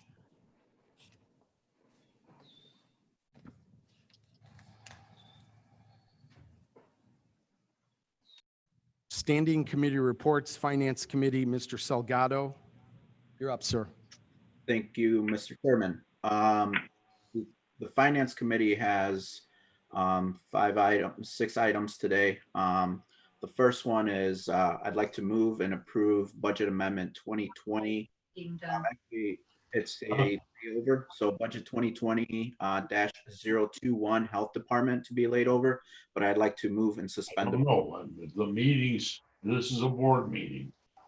Okay, so I'll ask everybody to mute their phone except for Mr. Salgado at this time. And Mr. Salgado's done 2 things. First, he read in Budget Amendment 2020-021 for the Health Department, and then he separately made a motion to suspend. May I have a second to suspending the rules? A second by Mr. Fellers. Thank you. The motion to suspend is before the board. Any discussion on or questions regarding suspending the rules? Seeing none, are there any board members who are opposed to suspending the rules? I see none, so now we have officially suspended the rules. I'll ask the clerk to cast a yes vote for all members present. Mr. Salgado. Thank you, Mr. Chairman. I so move to approve Budget Amendment 2020-021 Health Department. We got a motion by Mr. Salgado on the Budget Amendment 2020-021 regarding the Health Department. May I have a second, please? Second. Second by Mrs. Gorel. Thank you, Mrs. Gorel. Any discussion or if it's okay, Mr. Salgado, could you give a little 1 minute, 30-second update or Yes. this for the floor? Yes. Thank you very much, Mr. Chairman. Dr. Martell's on the line, but from this is the contact tracer grant that we got from the Illinois Health Department. Essentially, it's $609,000, give or take. And essentially, it's zero effect from our standpoint. So it's about $609,000 in grants that we got for contact tracing. And I don't know if Dr. Martell wants to give some more information on that. Dr. Martell, I see you're on the line. Is there anything you'd like to add? Yes, thank you, Chairman. And actually, this is the first quarter of this. We have to establish it as a line item in our fiscal year 20 budget for the Winnebago County because we have the 3-month overlap. This grant was actually received. It would be fiscal year of the state fiscal years of July 1st through June 30th. So we need to open this budget line within our county budget to be able to spend the funds in that grant. Okay, thank you very much, Dr. Martell. Any questions or comments by board members? Seeing none, are there any board members who are opposed to this budget amendment? I do not see or hear any opposition. Oh, I'm sorry, a no vote for Mr. Booker. I'll ask the clerk to cast a yes, no for Mr. Booker, and then I do not hear any objections, so I'll ask Clerk Gummow to cast a yes vote for all other members present. Thank you very much. I do believe Mr. McDonald was absent for that vote. He stepped out of the room for a minute. So he just will mark him absent on that particular one. Also, Mr. Westcott. And also Mr. Westcott had stepped out of the room, so he's absent for this vote as well. So motion passes, and I'll turn things back over to Mr. Salgado. Thank you, Mr. Chairman. Next item is a resolution authorizing execution of agreement to advance $45,000 to the Community Mental Health Board, and I so move. We got a motion by Mr. Salgado on a resolution authorizing $45,000 to go to the Community Mental Health Board. May I have a second? Second by Mr. McDonald, second by Mr. Zintek, Mr. Kelly. And if I missed anybody, I apologize. So now the motion is before the board for discussion. My understanding, Mr. Salgado, is this would be $45,000 of seed money that would be repaid by the Mental Health Board back to the county once sales tax receipts or sales tax money comes in the fall. Is that correct, sir? That is correct, Mr. Chairman. And basically, you know, the $45,000 that we're seeking it outside, but we decided to take it out of the host fees and advance it in anticipation that after October 1st, when they get their first sales receipts, they would reimburse us for that. So so try to avoid some interest on that as well. So just wanted to point that out. And I know there was a couple questions, so I'll leave it open if there's additional questions from board members. Good, thank you. And I do believe we have Mariana Abadi and Terry Jardine. And Mr. Neighbors, of course, is our board appointee to the Mental Health Board. They're here as well tonight. And we could always ask them to weigh in if needed. Mr. Arena, you're up, sir. Thank you, Mr. Chairman. I see we have the contract with R1 as part of this. That's where the money's to be spent. And in looking at that contract, I know the contract's for 3 months, but it appears to be more like a trial of an ongoing relationship. And in that, it states that R1 would do the accounting on behalf of the Mental Health Board. When we passed this tax, we talked about the health department being the fiscal agent. And I'm just unfamiliar, I guess, with the process. So my prior understanding was that the health department would be overseeing the money and managing it. And now I'm wondering, how will R1 fit in with that ongoing relationship with the health department being the fiscal agent? I'll direct that question to whoever can answer it. Yeah, Mr. Arena, thank you. And I'm going to go to Mary Ann, who's the chair of the Mental Health Board, who I saw nodding as you were asking your thoughtful question. Mary Ann, go ahead. Sure. Thank you for having us tonight. I can assure you that we covered that. Our fiscal agent is the Winnebago County Health Department, and R1 is not in control of any of our fiscal responsibilities whatsoever. So they may be doing the accounting of their own expenditures, but it does not reflect. We have an hourly agreement with them, as you see in the contract, and we're doing it for a 90-day period at this point in time for administrative tasks and focuses that the board has prioritized at this point in time. So I can assure you, they do not have any fiscal responsibility at this point in time. I promise you that. It's just the contract is written very broadly for a wide range of tasks. And I know through our conversations, you talked about the intent is for something very specific. So I think moving forward, it would be better if the contract was more tightly written, I guess. But I'm still, you know, I understand your goals. I understand your intent. I'm going to vote for it. I just want to make sure that we get off on the right foot with communication and oversight. Thank you. Thank you. Thank you, Mr. Arena. Any other questions by board members on this item before the board? Mr. Tassoni. Go ahead. Oh, there we go. Thank you, Mr. Chairman. Just if Mr. Salgado could speak, are there any other partners or entities offering up seed money alongside us? No, Mr. Tassoni, it's strictly what was going to happen was the mental board was going to go out and request financing from an outside institution, a bank, essentially, for that advance. And so from that standpoint, we felt that, obviously to help them out from the host fees, and then obviously we'll get reimbursed from that. So the seed money was going to come out from outside financing from a bank, an institution with interest and so forth of that. So just wanted to point that out to answer your question. Hopefully I answered your question. Thank you. Any other discussion by board members or questions? Again, want to thank Terry and Mary Ann for their time and service, as well as Mr. Neighbors for their service on the Mental Health Board. I do not see any other questions. Are there any board members who are opposed to this motion? I do not see any opposition to this motion, so I'm going to ask the clerk to cast a yes vote to all members. Thank you very much. Motion passes. Mr. Salgado.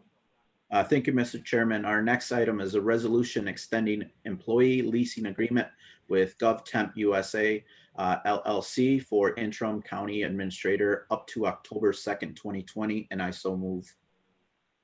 Got a resolution or a motion by Mr. Salgado on the resolution extending employee leasing agreement with GovTemp USA for interim county administrator up to October 2nd of 2020. Second by Mrs. Crosby. Mr. Girl also on a second. Item is now before the board for discussion and questions. Any questions, discussion by board members? Seeing none, are there any board members opposed to this motion?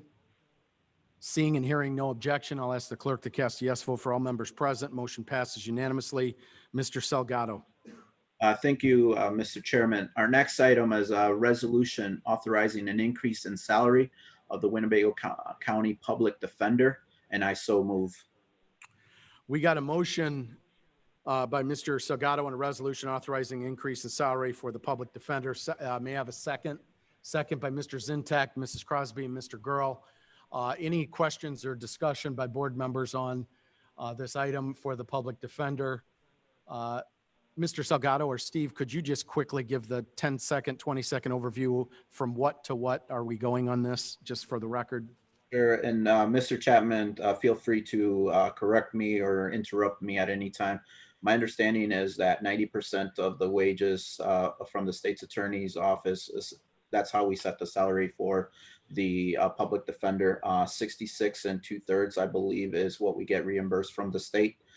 So it's just a formality from that aspect of setting that salary from the Winnebago County Public Defender based on the state's attorney's salary. And so that's what we're doing here. Mr. Chapman, I don't know if there's anything else that you want to add in. Thank you, Mr. Chairman. In order to receive that reimbursement from the state, you're obligated to pay that position 90% of the state's attorney's salary. That salary was for the state's attorney was, which is paid by the state, was changed effective July 1st. That's why we need to make this change. Okay, thank you very much, Steve and Mr. Salgado. Any other questions, comments by board members? Seeing none, are there any board members who are opposed to this motion? I do not see or hear any objection, so I'll ask the clerk to cast yes vote for all members present. Thank you very much. Mr. Salgado. Thank you, Mr. Chairman. Our next item is consideration of an ordinance providing the issue of $400,000 debt certificate to acquire certain technology equipment in and for the county and authorizing the sale of the debt certificate to Stillman Bank, and I so move. We got a motion by Mr. excuse me, Mr. Salgado on the consideration of an ordinance providing for the issue of a $400,000 debt certificate to acquire certain technology equipment. May I have a second, please? Second by Mr. Girl. Mr. Neighbors, thank you very much. Any discussion on this item? Seeing none, are there any board members opposed to this motion? Seeing or hearing no objection, we'll ask the clerk to cast yes vote for all members present. Thank you very much, Mr. Salgado. Thank you, Mr. Chairman. Our last item is a resolution authorizing the Winnebago County Administrator to negotiate with ASME for hazard pay, and I so move.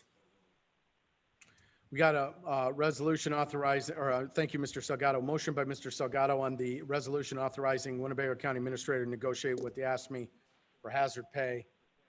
Second by Mr. Girl. And item is now before the board. Any discussion or questions on this item? Just for clarification on what this is for, and Steve, if you want, Mr. Chapman, if you want to jump in as well at any time. This is just authorizing the Winnebago County Administrator to negotiate with the union and look at potential employees, whether it's at the nursing home, the jail. That's the discussion for hazard pay for those that worked as essential workers during the COVID and continued to do so during the COVID pandemic. So essentially, it's just having those conversations and trying to negotiate that hazard pay. Hopefully, from this, a lot of questions were asked about financing. Where is this coming from? Hopefully, we can tap into the CARES Act that currently exists both on the state and federal level to use some of that funding for that. And Mr. Chapman can throw more information if he'd like, but this is just a summary, the 40,000 feet a summary that we have for you on this resolution. Thank you. Thank you very much, Mr. Salgado. Any other discussion by board members? Seeing none, are there any board members opposed to this motion? Seeing none, we'll ask the clerk to cast a yes vote for all members present. Thank you very much. Motion passes unanimously. Mr. Salgado. Thank you, Mr. Chairman. Just a reminder, we had a finance committee meeting prior to the board meeting, and it looks like we're trying to schedule the budget amendment from the Sheriff's Department next Thursday. So those that can participate, greatly appreciate that and be on the lookout for that meeting request. Thank you. And that concludes our report. Thank you, Mr. Salgado. Zoning Committee, Mr. Webster. Thank you. We have no report.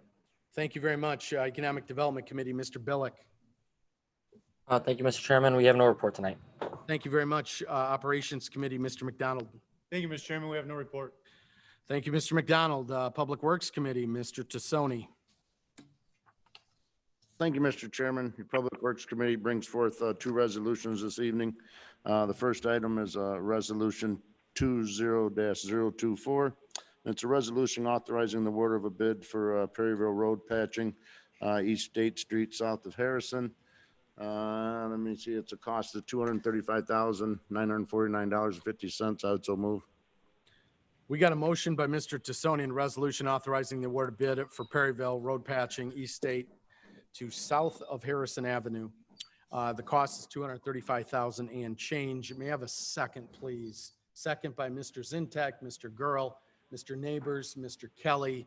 Item is now before the board for questions and comments.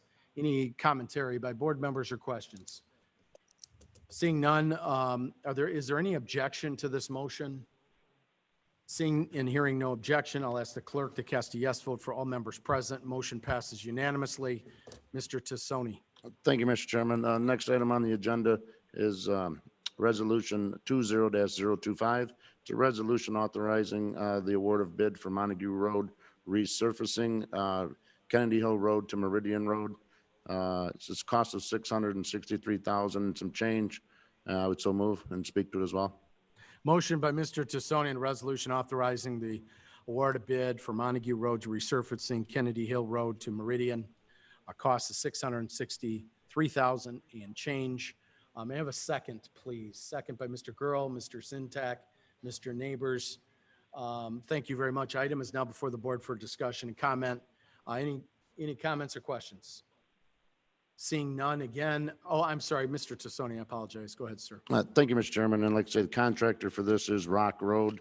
And just wanted to point out that this is approximately $250,000 less than the engineers' projections. It's a competitive world out there in road construction and paving. So it was a good job that the county highway did. Thank you. Thank you very much, Mr. Tassoni. Any other discussion? Seeing none, are there any board members who are opposed to this motion? Seeing and hearing no objection, I will ask the clerk to cast a yes vote for all members present. Motion passes unanimously. Thank you very much, Mr. Tassoni. Thank you, Mr. Tassoni. Public Safety Committee, Mr. Booker. Thank you, Chairman. Public Safety Committee brings forward two resolutions. The first resolution authorizing execution of police services agreement between Winnebago County and the Village of McChesney Park, and I motion its adoption. We got a motion by Mr. Booker on the resolution authorizing execution of police services agreement between Winnebago County and the Village of McChesney Park. May I have a second, please? Second by Mr. McDonald. Thank you. Second also by Mr. I'm sorry, maybe I missed a hand. Oh, Mr. Zintek. Thank you, Mr. Zintek. Any discussion or comments by board members? I do not. Oh, yeah, Mr. Arena, go ahead, sir. Thank you, Mr. Chairman. I just want to confirm for the record, we asked in committee if this contract fully funds our expense, and we were told that it does. So that should be our expectation moving from incorrect in my understanding. If Deputy Chief Saganek can correct me, I'd appreciate it. But otherwise, last contract, we did it at a loss to us. So this one, there should be no loss, right? Mr. Arena, we have Tammy Grohl from the Sheriff's Department here in the in the board chambers room, and she's indicated, yes, it covers cost. No objection. Mr. Chairman, I'm on the line too, if I could. Mr. Saganek, Rick, go ahead. Yeah, I just wanted to confirm that what Mr. Arena said was correct, that this contract does pass actual costs along to the Village of McChesney Park. Thank you very much. Appreciate it. Any other discussion by board members or questions? Seeing none, is there any objection to this motion? I do not hear or see any objection, so I will ask the clerk to cast a yes vote for all members present. Motion passes unanimously. Thank you very much. Mr. Booker. Thank you, Chairman. I'd also like to add in that I'd like to, a great deal of thanks to Tammy Gorel and Steve Chapman in the Village of McChesney Park. Grateful that McChesney Park has chosen to continue law enforcement services with the Winnebago County Sheriff's Department, and the professionalism will continue with Winnebago County. The second item that I bring forward is a resolution approving an intergovernmental agreement for Harlem Consolidated School Resource Officer Program, and I motion its adoption. Thank you, Mr. Booker. We have a motion on the IGA with for Harlem School District Resource Officer, second by Mr. McDonald, second also by Mr. Zintak. Thank you. Any discussion on this agreement? Yes, Mr. Fellers. Thank you, Mr. Chairman. I am not going to be supporting this motion, and the reason is very simple. If you look at studies done on school resource officers around the country, from the Brookings Institute, from the National Council of Juvenile and Family Court Judges, school resource officers have shown not to make schools safer, but also they've also shown to have massive racial disparities in how justice is applied to students. They increase the number of suspensions, the number of expulsions, as well as the referrals to both a juvenile and adult courts and judges. I think as part of how we look at policing and safety in this county, that we should be looking at how we are using resources within the county sheriff's department and supporting a program that does not make schools safer and has significant racial disparity components to it. This board should vote no on approving a school resource officer from the Winnebago County Sheriff's Department. Thank you, Mr. Fellers. Any other questions or comments by board members? Yes, sir, Mr. Arena. Thank you, Mr. Chairman. I just want to also state for the record that this contract, we were told in committee, also fully funds our expense, so that we should expect it cost us nothing to do this. Is that correct? Yes, my understanding is that the cost is covered in that. Tammy is confirming that, and that is my understanding from Steve as well. Mr. Chairman, just to be clear, it covers 9 months of the cost of a deputy. It does not cover the entire 12 months. Oh, clarify that, Rick. Go ahead. Sure. It covers the total expense of a deputy for 9 months, not the entire 12 months of the year. Just so we're clear on that issue. But it covers the the time that the deputy's doing work for the school, right? We don't do it in the other 3 months, the deputy would be performing the task. Separate. Absolutely. That is absolutely correct, Mr. Arena. Okay, yes, thank you. So imagine the other 3 months he's doing other duties within the department then, Hello? Sheriff's Department. Hello? Go ahead, sir. Thank you. Still having trouble here. Yeah, as far as the officer goes there in school, I'd be in favor of it. Just think, it wasn't very long ago there that I believe it was down in Dixon where the school's officer prevented a shooting when a kid came to school with the gun, had intentions of harming people, and had it not been for that particular school officer there, who knows what would have happened. And he's received national attention and accolades for his gallantry, I guess they called it, for preventing that. And so I think there is value in having an officer in the schools. Thank you. Thank you very much, Mr. Webster. Any other comments by board members? Seeing and hearing none. Mr. Chairman, I'd like to respond to Mr. Webster. Oh, go ahead, Mr. Fellers. Thank you, Mr. Chairman. The point here being that there is more harm than being good done on a whole, especially given the racial disparities and the conversations that we're having in this community, right? We should be having this conversation about how policing is applied given the racial disparities that we see. School resource officers have been shown to increase the school to prison pipeline. Right. That's the word. Those are the words that are used. Right. It's because a officer, someone is a member of the law, is bound to act within the guidelines of the law when something is when they see a crime committed. So if there is a fight, right, if there is anything, something that happens in schools, happens amongst kids all the time, those kids get referred to the courts.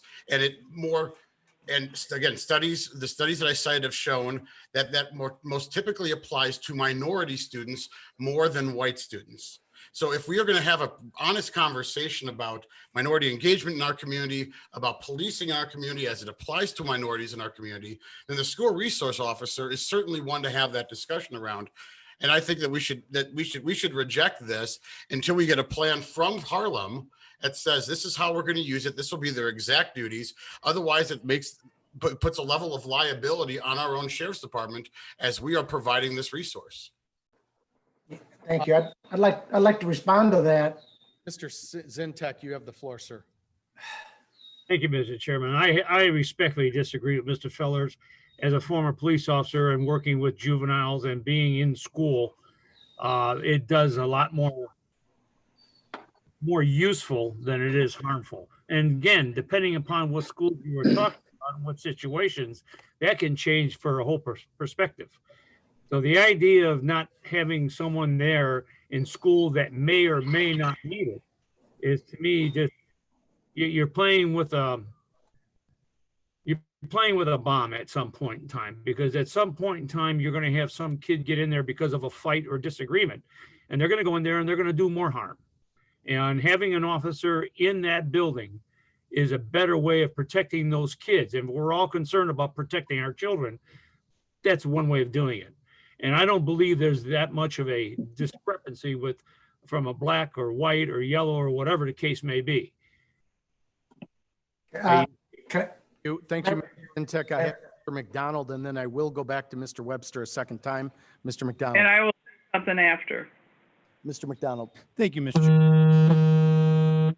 I didn't mean to do that. All four of my kids went to Harlem. Deputy Kemp is a school resource officer there. They have terrific stories of Deputy Kemp doing terrific things. I was at a safe house groundbreaking this morning with Chief Saganek, and he shared with me stories about positive interactions between the kids and law enforcement, maybe breaking some stereotypes, and to find out that no, not all cops are bad. Not everybody's bad. The fact that they get to know these people on a more personal level, I think is a terrific thing. And I think it's a great thing to do it in the schools. And Mr. Fellers, if you're mad that kids are getting arrested for breaking the law, get them to stop breaking the law. Thank you. Okay, now me? Yes, sir, Mr. Webster. Sorry to keep you. Thank you. And I'm sorry that this turned something, it didn't have to go down this racial road here or whatever. And I just want to remind you of something there, Dan. The officer down in, I believe it was Dixon. That's Mr. Fellers, Mr. Webster. Okay, so the officer that that got involved with this, he was a white officer and he stopped a white kid. So I don't care what color the good guy is. If the good guy is white and stops the bad guy, I'm good with that. If the good guy's black and stops the bad guy, I'm good with that. Let the department do their job. Let them choose the best guy they have for the job. Stop interfering with every facet of everything that we do. Good Lord. Mrs. Gorel, you're next. Well, as a mother and a grandmother of kids who attended the Rockford schools, and I have gone through this for many years, and with my children, my grandchildren, and other people that have now grown up, and thank God they had a resource officer there. One of their duties is, I believe, and maybe Mr. Sintak can help me with that, we have a lot of intruders that walk into our schools. And this, the way that officer's there to see who's coming in, do they have the right to come in? And it stops a lot of problems to begin with, because we have had students that don't go to a particular school and want to come in and start making trouble. So it is a necessity that they do have an officer within that building, and you'd be surprised how many children truly appreciate that officer being there. Thank you. Thank you very much, Mrs. Gorel. And then I see Mr. Neighbors. Then I'm gonna go to the chairman of the committee, Mr. Booker. And then I have Mr. Arena. Mr. Neighbors, go ahead, sir. Thank you, Mr. Chairman. I will support the police officers in the school just because they do have positive aspects that that the other board members already alluded to. But at the same time, Mr. Fellers is correct in the disparities that having an officer in the school do have on the minority community, just for the simple fact that they're police officers. And a police officer is not going to stop being a police officer just because he's in the school.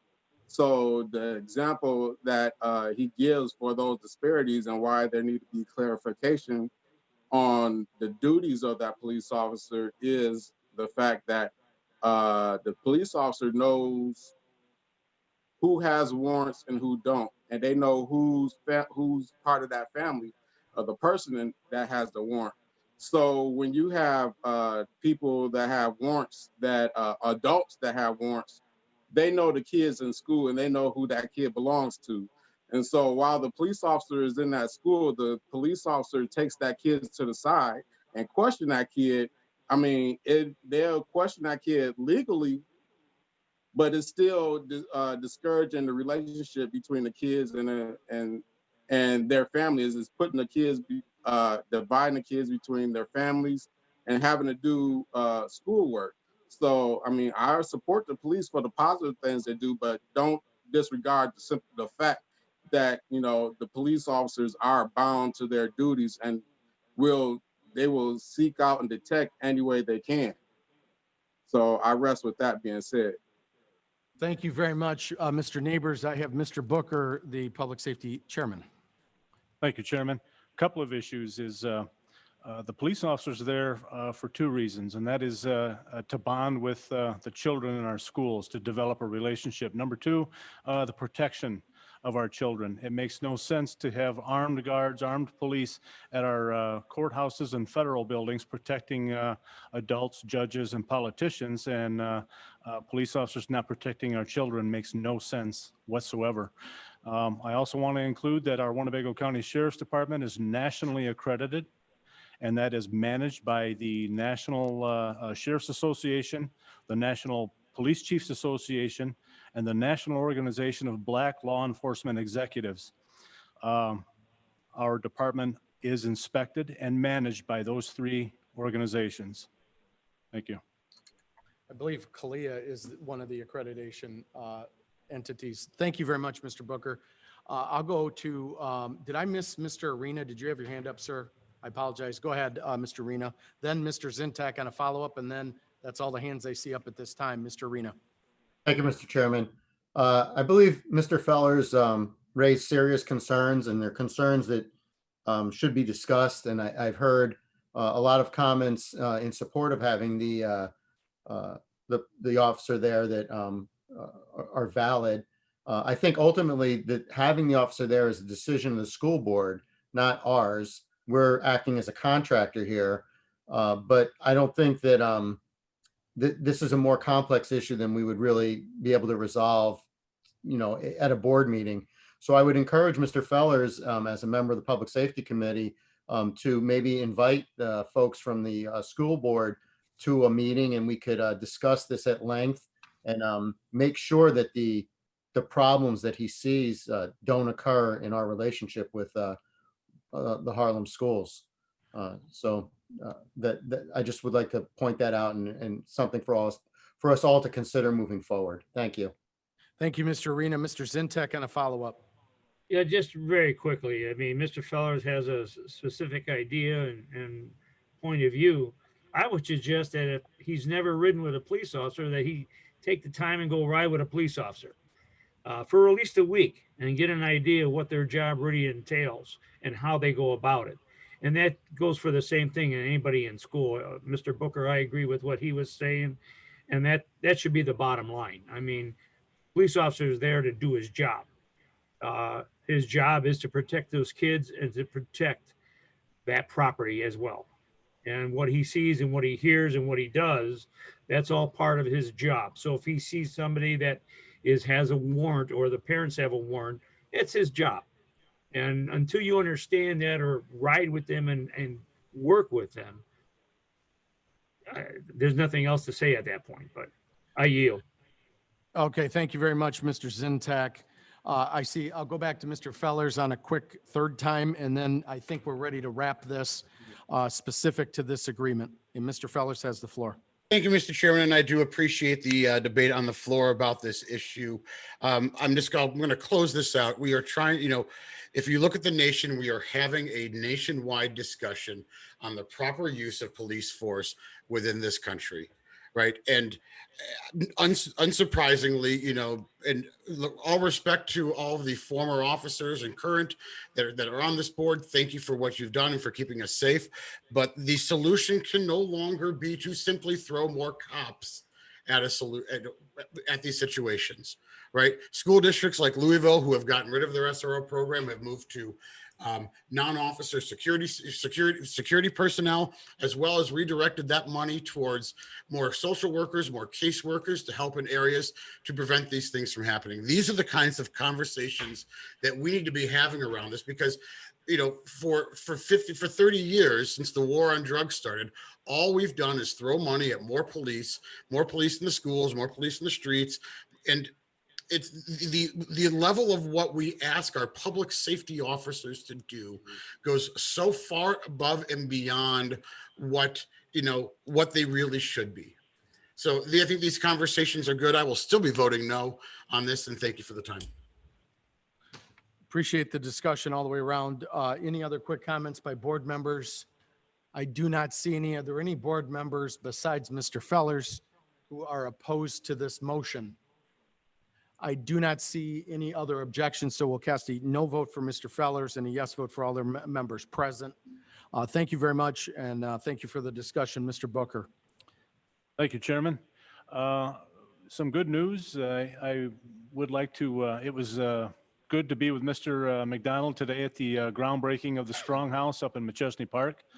And I was informed by Chief Saganek and Jail Superintendent Redmond that the feds have increased the number of inmates in our jail, which has brought a substantial amount of revenue to Winnebago County. It seems to a little bit more, but it continues to grow, and they are in the process of hiring more corrections officers. So that's the good news. That's the news we need. That concludes my report. Thank you very much, Mr. Booker. Next item of business, Personnel Policy Committee, Mr. Fiducia. Thank you, Mr. Chairman. I have one resolution that will need to be amended, and I'll get the resolution before the board first. And that resolution is a resolution approving the county administrator agreement between the Winnebago County and Patrick J. Thompson, and I so move. We got a motion by Second. Fiducia and a second by Mrs. Gorel on the resolution approving the county administrator agreement between the county and Patrick J. Thompson. Motion by Mr. Fiducia, second by Mrs. Gorel.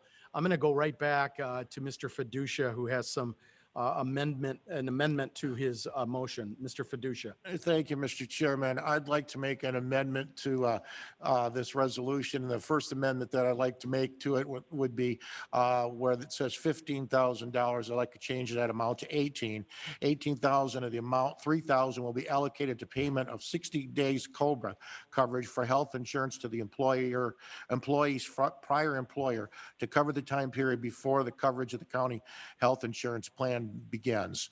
I'd like to amend that on the contract. And there's another part, I could read all this, but it could stay here for an hour. And then where it says, in addition, if the employee resigns his employment at any time within 90 days after the start of his employment with the employer, the employment shall reimburse the employer on a prorated basis of said $18,000. And I'd like to make that amendment. Got it. So the short-winded amendment version of your amendment is to amend from 15,000 to 18,000, taking in the context that Mr. Fiducia added in his amended motion. That was good. May I have a second to his motion, an amended motion, please? I see several hands up. Mr. Girl, Mrs. Crosby, Mr. Arena. So the motion and the second is to amend from 15,000 to 18,000. Any discussion on Mr. Fiducia's amendment? Seeing none, are there any board members who are opposed to the amended motion? Okay, we have officially amended Mr. Fiducia's motion. Now I'll go back to Mr. Fiducia to make a motion to approve the amended motion. Then I would so move the agreement for administrator to Patrick Thompson. Good, thank you, Mr. Fiducia. So there's a motion by Mr. Fiducia to pass his amended motion. May I have a second? Second by Mr. Neighbors, Mr. Girl, Mr. Zintak, and Mr. Arena. Any discussion on the amended motion? Mr. Salgado, go ahead, sir. Yeah, just real quick, I want to appreciate everybody that put the time and effort to get this county administrator. I know as part of our goals that we wanted to do, especially with the sake of the COVID pandemic kind of, being around and the amount of time we've taken. I think it's kudos to, the workplace individuals that helped us through this, Mr. Arena's committee. I think it's well needed. We understand that. And Mr. Chapman, hopefully, maybe he can enjoy his retirement now, hopefully in the coming months. But I do appreciate Mr. Chapman as well for stepping up and trying to help out the county. Not saying that we're done with him at this point in time, but I do appreciate, and I hope everybody understands that we as a county board have tried really hard to get the most qualified individual. Hopefully this continues to be the case. He brings added value with everything on that aspect of it. And so I just want to thank everybody, and this is a big accomplishment for us, and hopefully we can continue to move in the right direction. I know that there's a couple issues that we have in place, and so hopefully we can tackle those and help out Steve as well, and on that process. So I do want to appreciate that. Thank you very much. I'd like to address the amendment. Yeah, go ahead, Marilyn. Thank you, Mr. Chairman. My understanding is there was more to the amendment than what Mr. Fiducia read. And I'm not sure if he has that complete paragraph. And I'll preface my comments by saying at the committee meeting, it was asked whether or not my office had reviewed the contract. We did review the contract, but I wanted to be clear that we were not part of negotiations. When I looked at the contract after the committee meeting, when Mr. Fiducia inquired, I believe that there was no coverage for the county should this employee resign in a short period of time related to the $18,000 now dollars that would be given to this employee up front.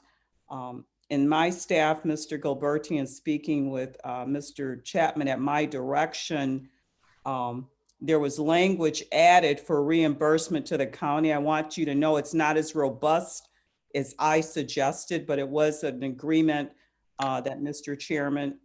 Chapman, who was designated to negotiate, came to this conclusion. And I did want to read that into the record because this was the full amendment, and I want all the board members to be aware of it.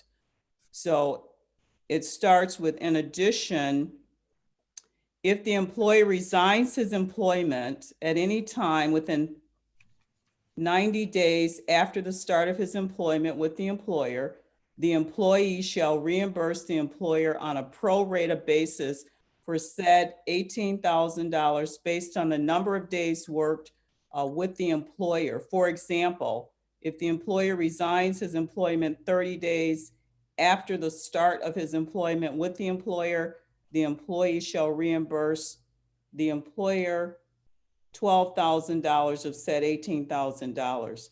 Said employee's pro rata reimbursement to the employer shall be made by the employee to the employer within 30 days of the employee's resignation. So that was additional language at my suggestion that Mr. Chapman negotiated with the firm that you hired to find the county administrator. But I just want to be clear that this language was not as robust as I suggested. And again, I'm just your legal advisor, but you make the decision. So I just wanted everyone on the board to be aware of that additional language. Thank you, Mr. Chairman. May I add something onto that of what she just said? Angie, Mrs. Gorel, I do have Mr. Arena, then I'll come back to you if that's okay, Mr. Arena. Thank you, Mr. Chairman. So that we're all clear, it was my understanding that the language that State's Attorney Height Ross just read is part of the amendment that we're approving. Mr. Fiducia just didn't read the part about the example, but I heard him talk about the pro rata reimbursement. Am I misunderstanding that? I know we received several amendments to this contract throughout the day.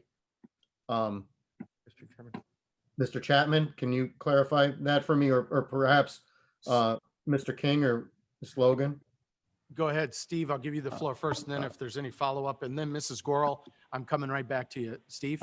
Thank you, Mr. Chairman. Yes, the amendment that Mr. Fiducia read in was, seconded was the amendment that Attorney Height Ross mentioned. It's a complete amendment that we agreed to. Okay, so everyone's concerns then have been addressed? Yes? I'm okay. All right, good. Okay, well then it sounds like everything's on board. And then while I have the floor, I just want to also thank all the members of the committee who worked on this. Everyone participated, did an excellent job. And I want to thank Lorraine Logan and Michael King for their work, because I think they did a fantastic job leading us through the process and finding us quality candidates. So thank you all. Thank you, Mr. Arena. Mrs. Gorel, and then I have a couple in the room here, Mr. McDonald and Mr. Fiducia. Mrs. Gorel. The one thing I want to say is, being on that committee, I had said right along, all through, that we need an attorney one of our attorneys from our state's attorney's office to be present when the negotiations were going on. I'm surprised to hear that we didn't get one. I had asked, it's a matter of record, and anytime we go into negotiation of any time, we need to have our state's attorneys, our representative, on part of that committee. We should not just go ahead and do it on our own and then have to go back, amend. I'm sorry. I'm a little upset about that, because I had asked all the way through that we have a person there from our state's attorney's office. Thank you. That is absolutely, thank you, Mrs. Gore, for your comments. I would just say this as a matter of procedure. That is something that legal is used at the, as needed by the administration. There's nothing that I've read in any ordinances that dictates that. There's nothing in statute that dictates that, but that may, of course, be the preference. I would say it's very unlikely that other counties cannot have a conversation in any negotiation scenario without attorneys. I think that's probably uncommon. Steve, you had something to add? Yes, thank you. Ms. Gorel, there was an attorney from the state's attorney's office that assisted me in putting this contract together. So there was someone that was actually put the language and so on. I appreciate that, Steve. You know, On to that. We need to go through maybe our policy committee, and I don't care what other counties do. I care what our county does. And we've had too much of this go by previously too, where they have brought proposals to our board, and they'd had some attorney from God knows where, or they took it off the internet and then they started changing things. I still think we need, I want to talk to the policy committee about it. Thank you. I'd like to address Donald. that if I could, Mr. Chairman. Oh, you want to respond to the last thing? You know, let me, Mr. McDonald first, and then I'm going to come right back to you. Mr. McDonald, go ahead, sir. Thank you, Mr. Chairman. Reply first. I want to move on from this so she can follow up. Oh, go ahead, Marilyn. What I wanted to say is I did have staff there, Mr. Gilberti, but I want everyone to be clear. We were not involved in negotiations, and when we weighed in, advice was not taken always. So we did draft a legal document that was negotiated by Mr. Chapman and the firm that you hired. We did provide legal advice, but again, as legal advisor, you can't always get your clients to take that advice. And so I just want to be clear on that. So being present and being involved are two very different things. Thank you, Mr. Chairman. Hello? Mr. McDonald. Thank you, Mr. Chairman. I'm being presumptuous that we're going to pass this. I'm just curious if Mr. King or Ms. Logan, you know, can we expect something in 5 days or 15 days or 30 days, or how long would you expect it to take to hear a response?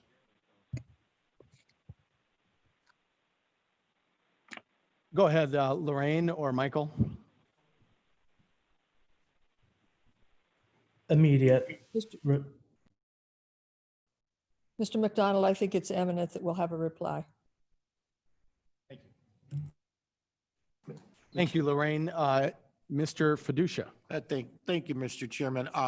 First of all, I apologize because when I was handed this amendment, there was a whole big paragraph that was changed, and I asked Mr. Chapman, should I read the whole paragraph? And he said no, because he wanted to get out of here before 10 o'clock. So I went in and I just picked out what was in there, but I believe this is what the state's attorney did amend. And I would like to also address what Angie Gorel said. I do, for the record, reflect, I do remember Angie in the committee meeting asking that there be a state's attorney present. And so we are finding out that Mr. Gilberti was assisting and present on the negotiation of this contract. Is that correct, Mr. Chapman? There we go. So I just wanted to dispel Angie's fears on that. So I still move this. Thank you. So Mr. Chairman? In the second. Mr. Chairman? The passage of this item, is there any other discussion by board members? Yes, Mr. Chairman? Mr. Webster, I think that's you there. Yes, it is. Thank you. Yeah, and I do want to say this too. At our last meeting, when we did approve this,